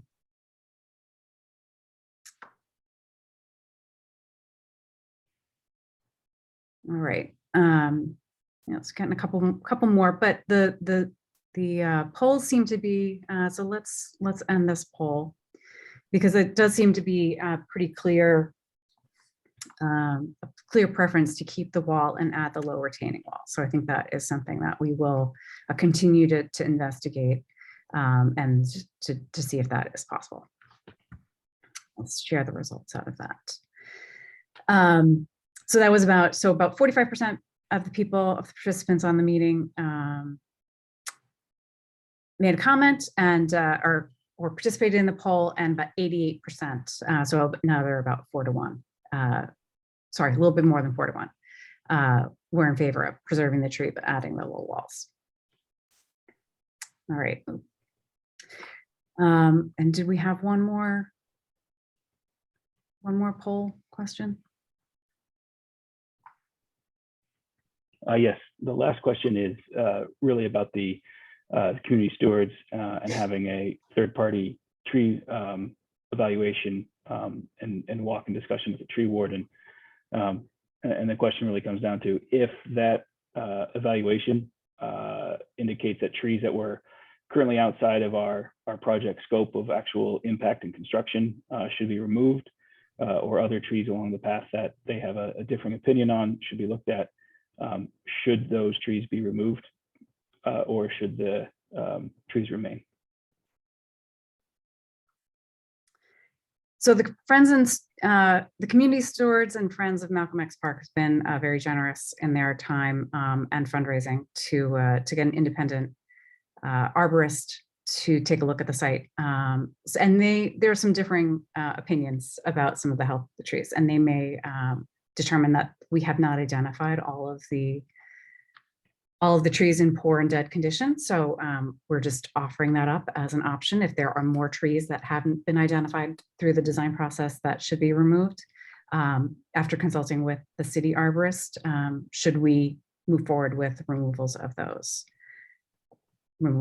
trees. So this is somewhat your vote for yes will be some obligations to the community stewards and friends of Malcolm X Park, which we will work out with them. There will be some financial involvement on their part. And I think this is the last poll question. And then I want to give some next steps that we're going to be, so that we're all leaving with a common understanding.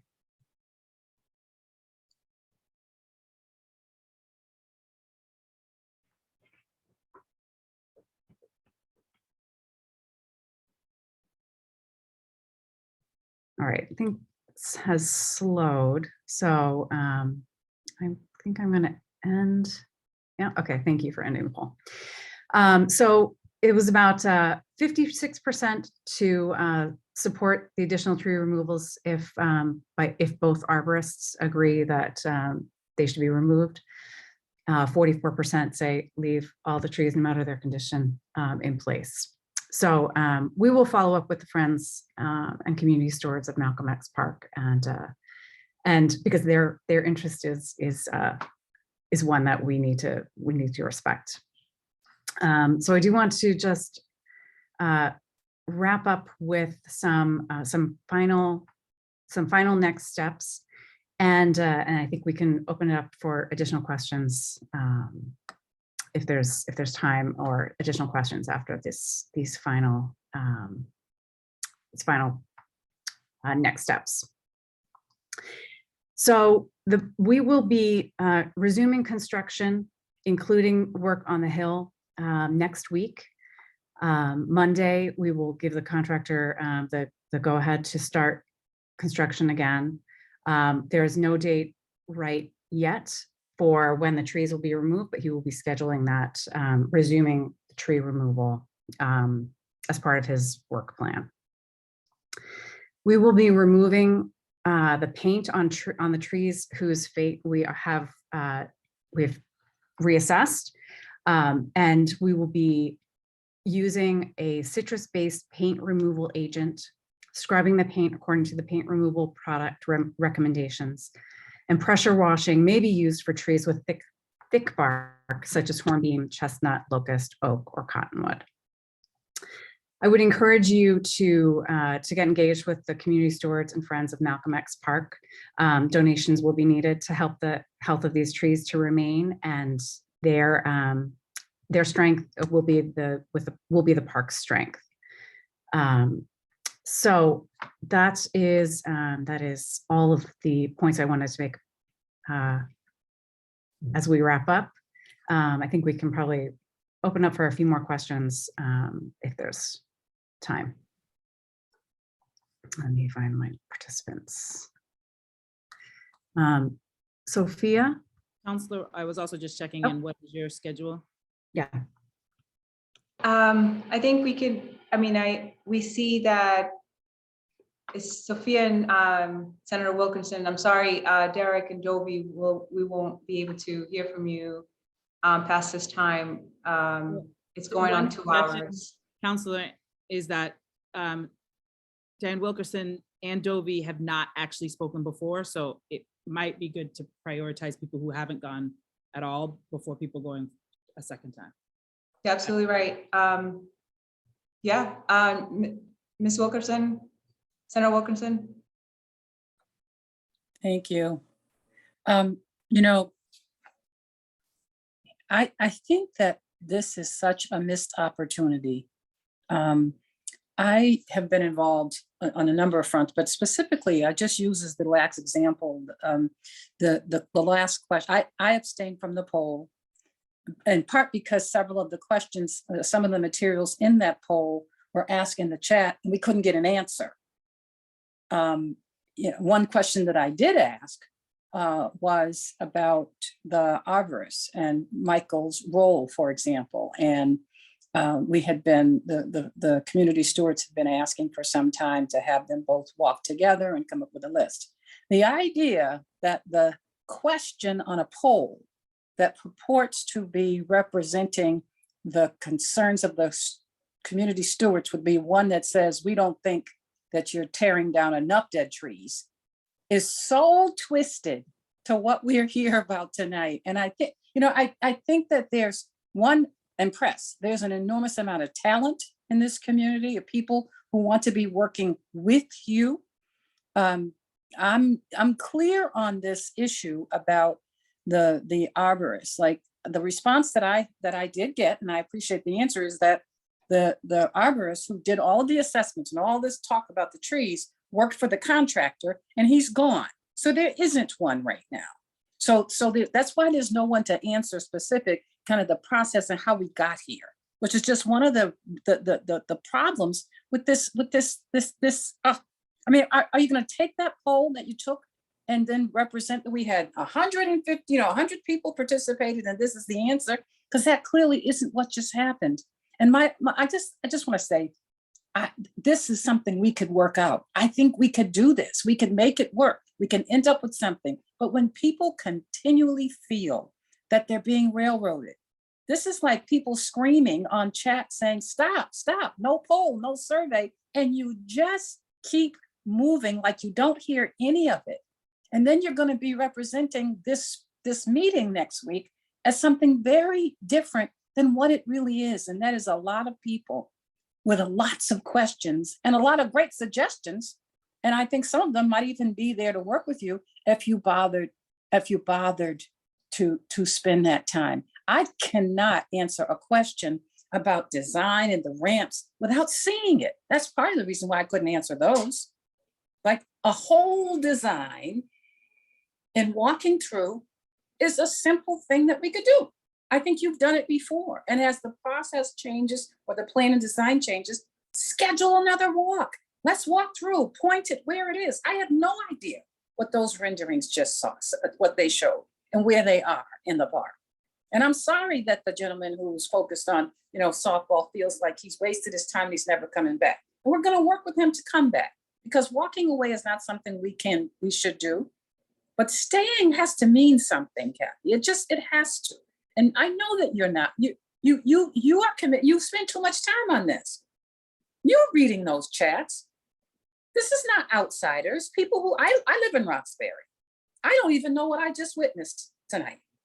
I'm like, stop, scream, no, don't. And you guys just kept talking like you didn't see any of it.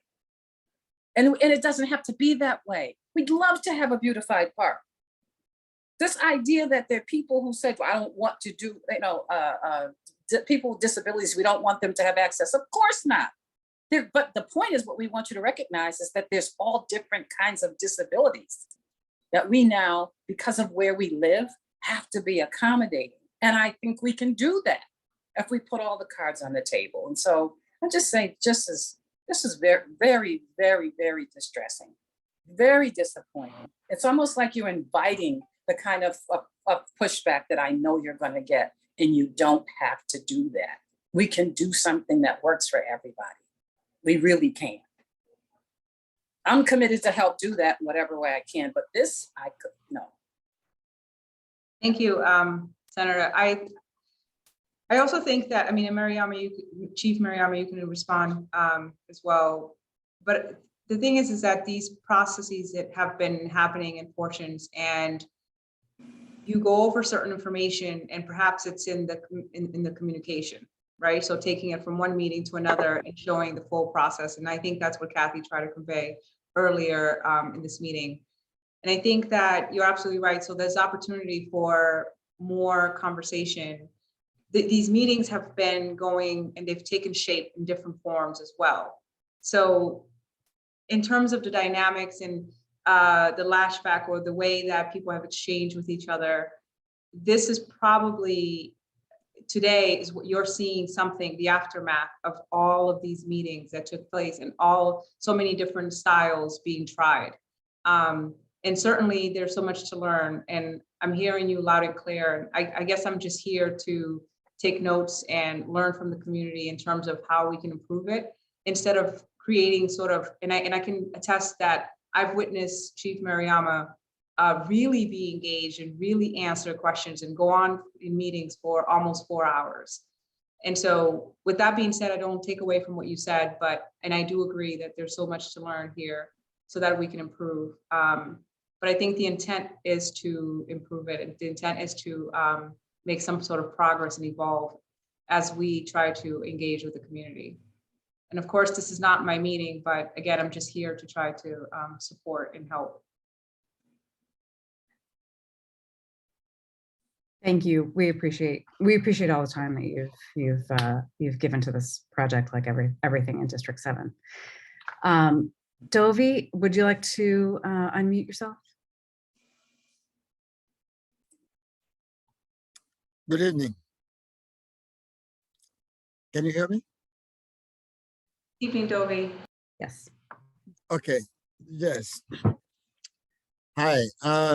Tonight is the first time through this for the last couple of years that I can say that I've seen sign of progress towards a good outcome.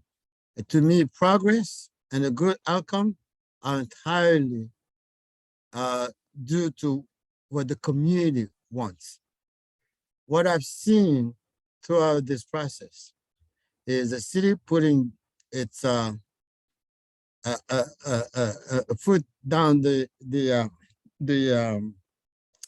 pedal, or just giving me the impression that it had decided to implement whatever it came up with initially. So this is a positive time. We've made progress tonight in responding to the needs expressed by the community. So let's keep this momentum going and let's keep making more progress.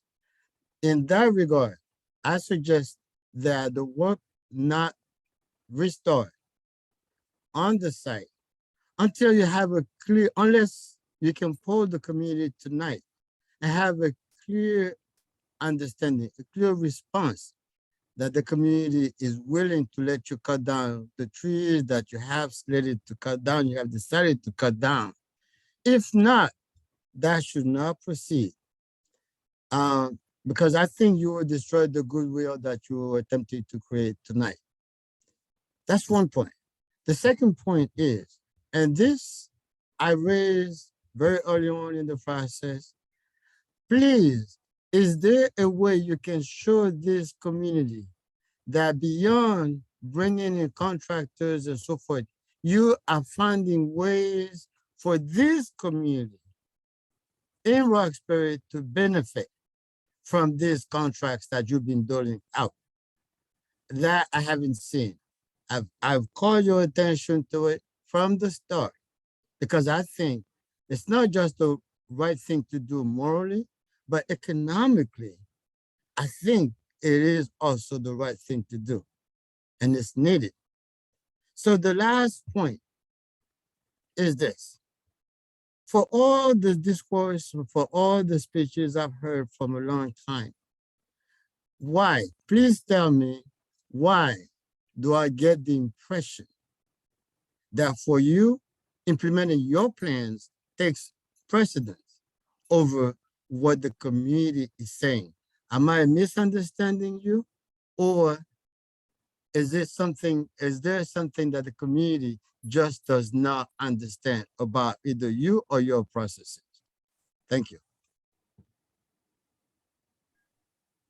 Thank you, Dovie. The plan that we have presented tonight was, instead of 54 trees, removing, let me get the numbers right, 20, I want to make sure I'm getting the right numbers right. 29. 29 trees instead of 54. That includes the 3 in the poll that we just took, and 11 of those 29 are dead or hazardous condition. So 29 is the minimum that we feel we can, the minimum that we feel like we need to remove in order to achieve the overall goals of the project, which include renovating all of the program areas and creating accessibility throughout the site. So 29 is the minimum that we need to remove. And removing further additional trees, we cannot guarantee their health. They would suffer, they would be at putting greater risk on the tree, increasing its decline, and or we would not be achieving those program goals. So 29 is the reduced number that we feel we have to remove. Kathy, may I ask a question before we say goodnight and wrap up? Yeah.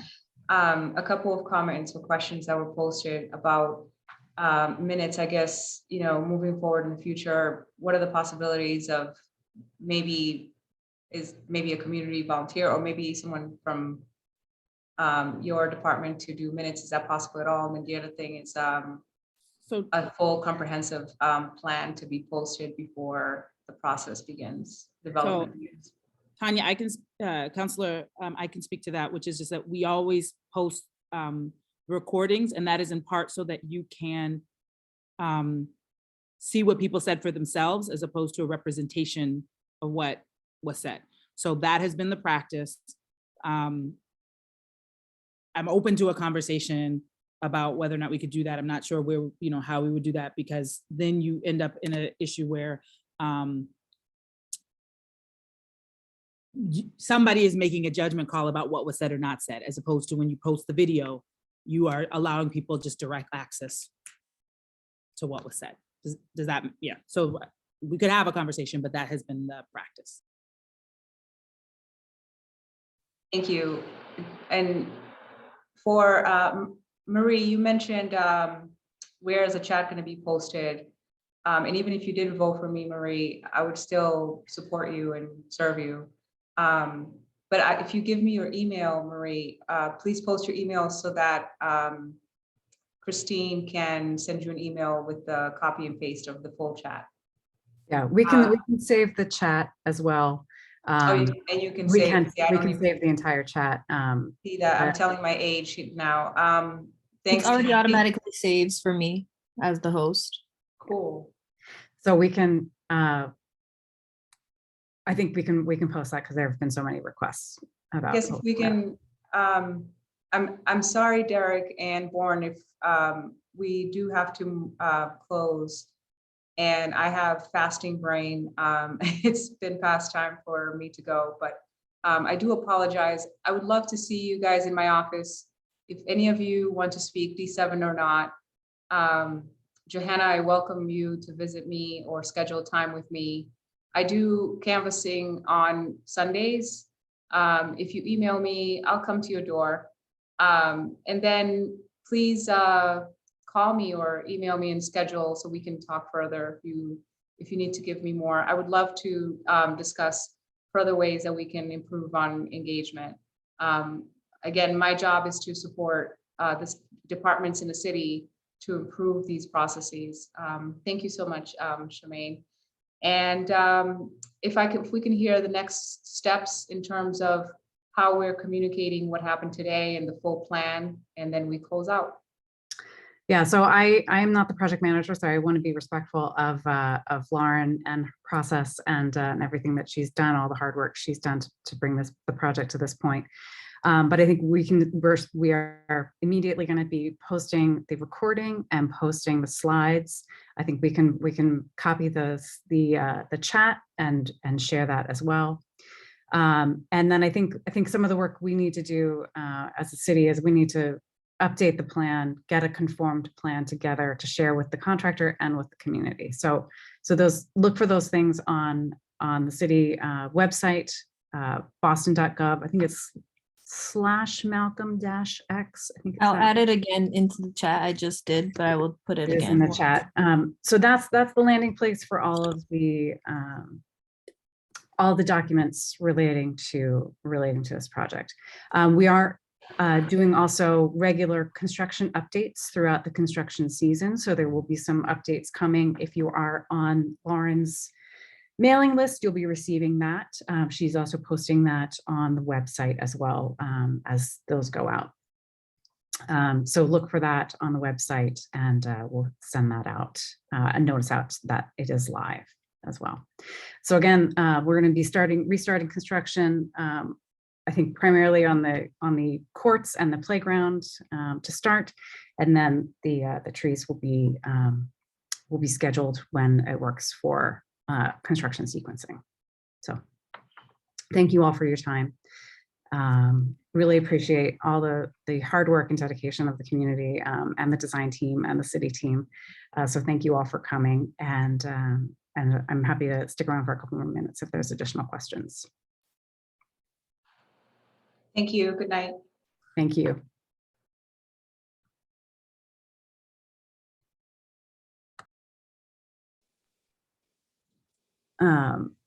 Okay. Donald, I see that you are on. I know we've had a couple of conversations. Donald, yo veo que está ahí. Quisiera hacer un poco más de conversación.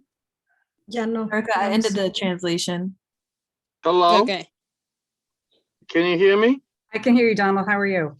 Yo lo escucho, Donald. I'm doing fine, thank you. I've been on the meeting ever since it started. I've been wanting to say something since it started, but it's okay. I just want to actually say one really thing about this whole meeting. I would think would be great for the staff, the project manager, the designing team, and the people in the community. Diane Wilkinson mentioned something that this is what I want to say, I'm piggybacking off of what she said, was that she haven't seen what the ramps would look like. The designs that Mike put on the screen for everyone to see, really, it's very hard to see that and imagine it to actually be there at the park. I scheduled a meeting back in 2021, September 28th, 2021, with Laura Bryant and Mike and them, the designing team. They came out with the community, and it was a very good walking and through meeting that we had out there, where the community was actually to touch and see what Mike was offering with the designs that he had brought out. But anyways, the point I'm trying to get to is that I think it's better that if everyone came out, everybody, and what the city is talking about, what they want to do, we can see what you're talking about. And then we could actually say too that, well, that looks okay, or that doesn't look okay. As far as the trees right now that you're talking about, we still can't see exactly what trees you're talking about. So I think it's best to have like a talk and walk through of the park, a nice huge one, and then everybody get on the same page of what we're talking about now, but at least we're there to see it, because I don't know what trees you're talking about. I agree. I think it's very challenging to try to explain. We're drawing things in plan, and we're basing all of our stuff off a measured plan, and that is right. It's very challenging to relay that information to the community. At the same time, it's also very challenging to walk the site with the community and go through the ramifications of, this tree we're not able to save because this grade is coming up in order to accommodate accessibility through here. And so by raising the grade, it's going to have this impact. It's very, very challenging. And that is one of the things that I think has definitely been an ongoing issue. I think understanding all the complexities of the project and the impacts on every single tree is something that is one of our challenges and the design team's challenges. But explaining that in a comprehensive way is very challenging. I think that's part of what some of the disconnect is between the design plan and what the community perceives. So it is one. I understand what you're saying, but it's a challenge, period. For us, people in the community, it's a challenge for you guys. So it's all on equal standard. So I'm just saying that I think that's a good idea, is if we was to come out and at least there's a little construction going on up there, but I believe that we all can get kind of close to each area that is being talked about.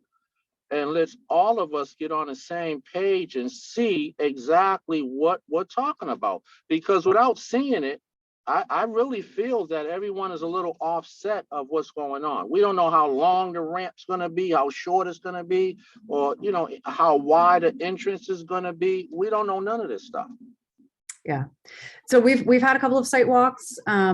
I don't think we've gotten very far in the discussions. But I think it's something we will continue to work through. So thank you for your comments. Born, do you have a few quick comments?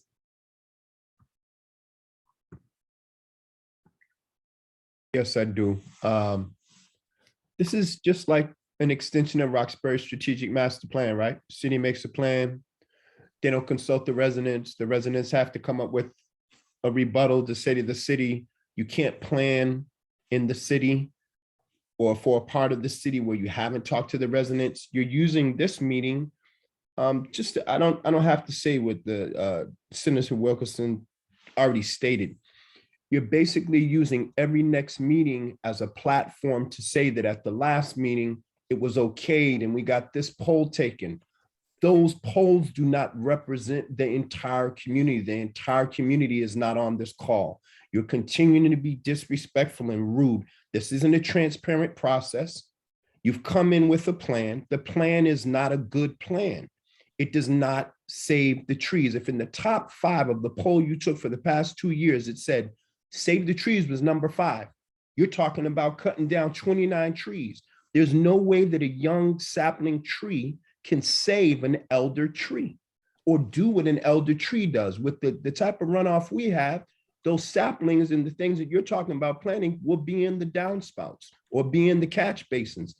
The city is irresponsible in regard to taking care of this part of the city. So if you just will clean the catch basins, which have to be done more around parks because there's more debris, more leaves, more all these things, right? So we're talking about just consistent care. There's no consistent care.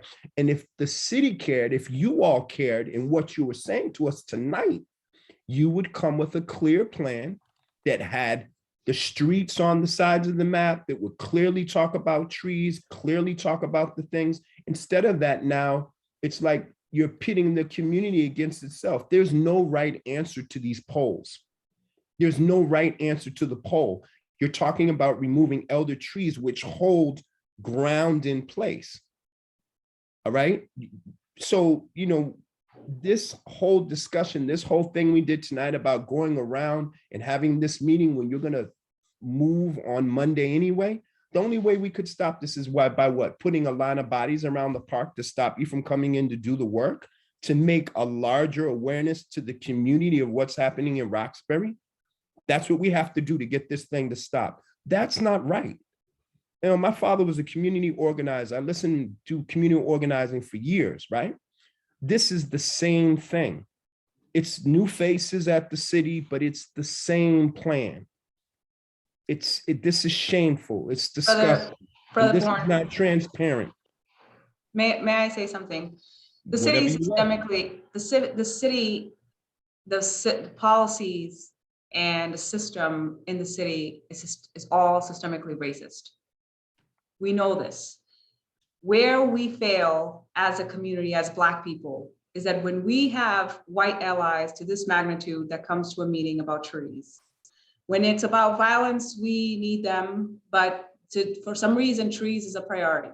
When it's about other things, when it's about other things like development, we don't have that type of organization in order for us to confront technicalities, bureaucracies, and systems and policies beforehand. We come into these meetings and it does feel like we're defeated. Like we are now too late. Like we're almost like playing catch up. In that sentiment, I understand because I too am part of the community, have been a part of the community.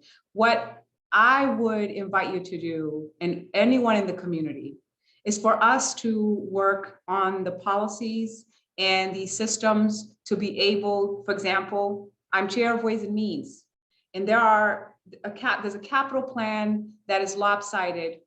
And guess what? When all of these council gets to vote, they will vote according to the way they vote, like they always vote. And I might be standing in a very small group that says Mattapan, because it's majority Black, needs more capital funds, more capital projects. So if we are not able to work in ahead of time, they will always get us with technicalities. And I hear you loud and clear. And the budget may not, we didn't tackle the budget before this plan, so we don't have more money for this plan. We didn't tackle the policies, and if we did, we weren't successful. Here we are. And so what I would ask you is for us to partner up. In the advisory council, we're trying to work on this. We're trying to work on this on filing policies. We're trying to work on this, show up to the hearings, change the policies, right? But in this meeting, the people here are doing what they can with what they got. And that's my thing about talking to you in this meeting, is saying there's a different place for us to tackle this issue from the root. Because this here in this meeting is not, if we're not successful, it's because we're always playing catch up. So I agree with you. The system is systemically racist, and it does not actually engage us in a way beforehand. So yeah, we're always playing catch up. But here are people that are trying to do with what they're given.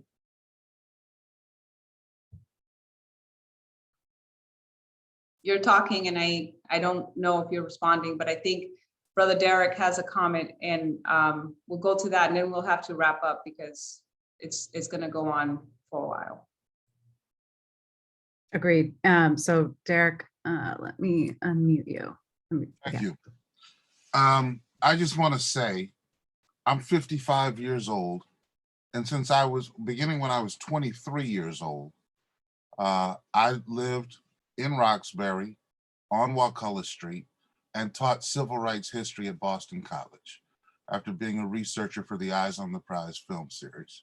I'm very familiar, and have been for decades, with systemic racism in this city, nationally and globally. I have taught people who currently write about it far and wide. And I practice this knowledge not only here in Roxbury, but in Mississippi. I challenge anybody to try Mississippi on for size. I'm here in this meeting, and I have to say, for the record, I'm not going to allow this dysfunction, this bunk process, and possible horrific results to be written off as a function of structural racism. We have a bigger problem on this Zoom call and for the last 2 years in this process than structural racism.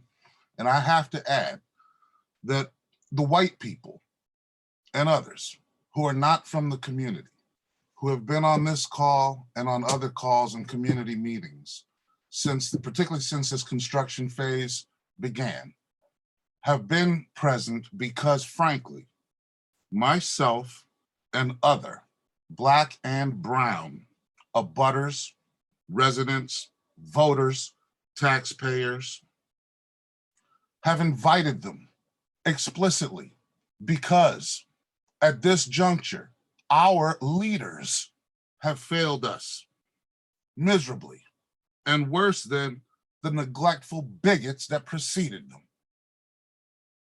That park that's not 50 feet outside of this window, and those trees who I live the closest to of anyone on this call, okay, I didn't just learn last week who Frederick Law Olmsted is.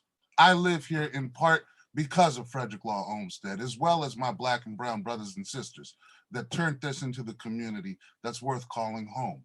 During decades of neglect, benign neglect, that I frankly would much rather be enduring right now than the condescension the condescension, the disrespect, the false choices that I've been subjected to and seen my neighbors suggested to, and seen people that we have invited to join us because our leaders have failed. I'm talking about our elected leaders. I'm talking about our appointed leaders. I'm talking about the careerists who work in city departments. I'm talking about contractors. And unfortunately, I'm talking about a number of Black and brown people and yellow. Okay, that's what Derek Evans has to say about that. And finally, I don't know exactly what anybody's vague idea is at this point about what the next steps are going to be with regard to construction in the park on Tuesday, or the engagement of the stewards and friends of Malcolm X Park between now and then or after. But I sure hope that at some point magically, this level of just process for the sake of process, this meeting was fundamentally no different than so many others. With all due respect to Chief Hammond, she cannot own this process the way that she so personally personalizes it and has. Her feelings wouldn't be so hurt. People wouldn't regard this process in recent weeks of being so disrespectful or dysfunctional or abrasive if it weren't so personal in a way that it's actually not. This is about my tax dollars. This is about my park. This is about the asthmatic children. The question was asked, when does the ADA kick in for asthmatic children who are a protected class under the same law that we overheard about tonight and previously? When does it kick in for them with respect to that toxic turf in the field? And if it's not toxic, prove it. Thank you. Thank you, Derek. Don't mean to take this over, but I think that we should wrap this up. Derek, I appreciate you. I've sent my email. I look forward to talking to all of you. Unfortunately, we're out of time. And again, please contact me. I'm your city councilor. Please contact me so we can talk. You are welcome to visit me here. We can meet. Again, even if you're not in District 7, I look forward to working with you, anyone who would like to work on this process. And also, there's a BRJP hearing on Friday at 10 a.m. Who's looking into these contracts and the appropriate use of BRJP or application of. Please feel free to attend that as well. Contact my office. I can send you the link. Thank you, everyone, for your participation. I hope you know that I personally have heard you, and I know that this team has heard you. And any comments beyond here, any information that you need, email me. I will respond. I will send you any missing information that you are not able to access, anything that I'm allowed to share with you. And again, if you'd like to chat, we can schedule a meeting and we can talk. I thank you and good night to all. Thank you.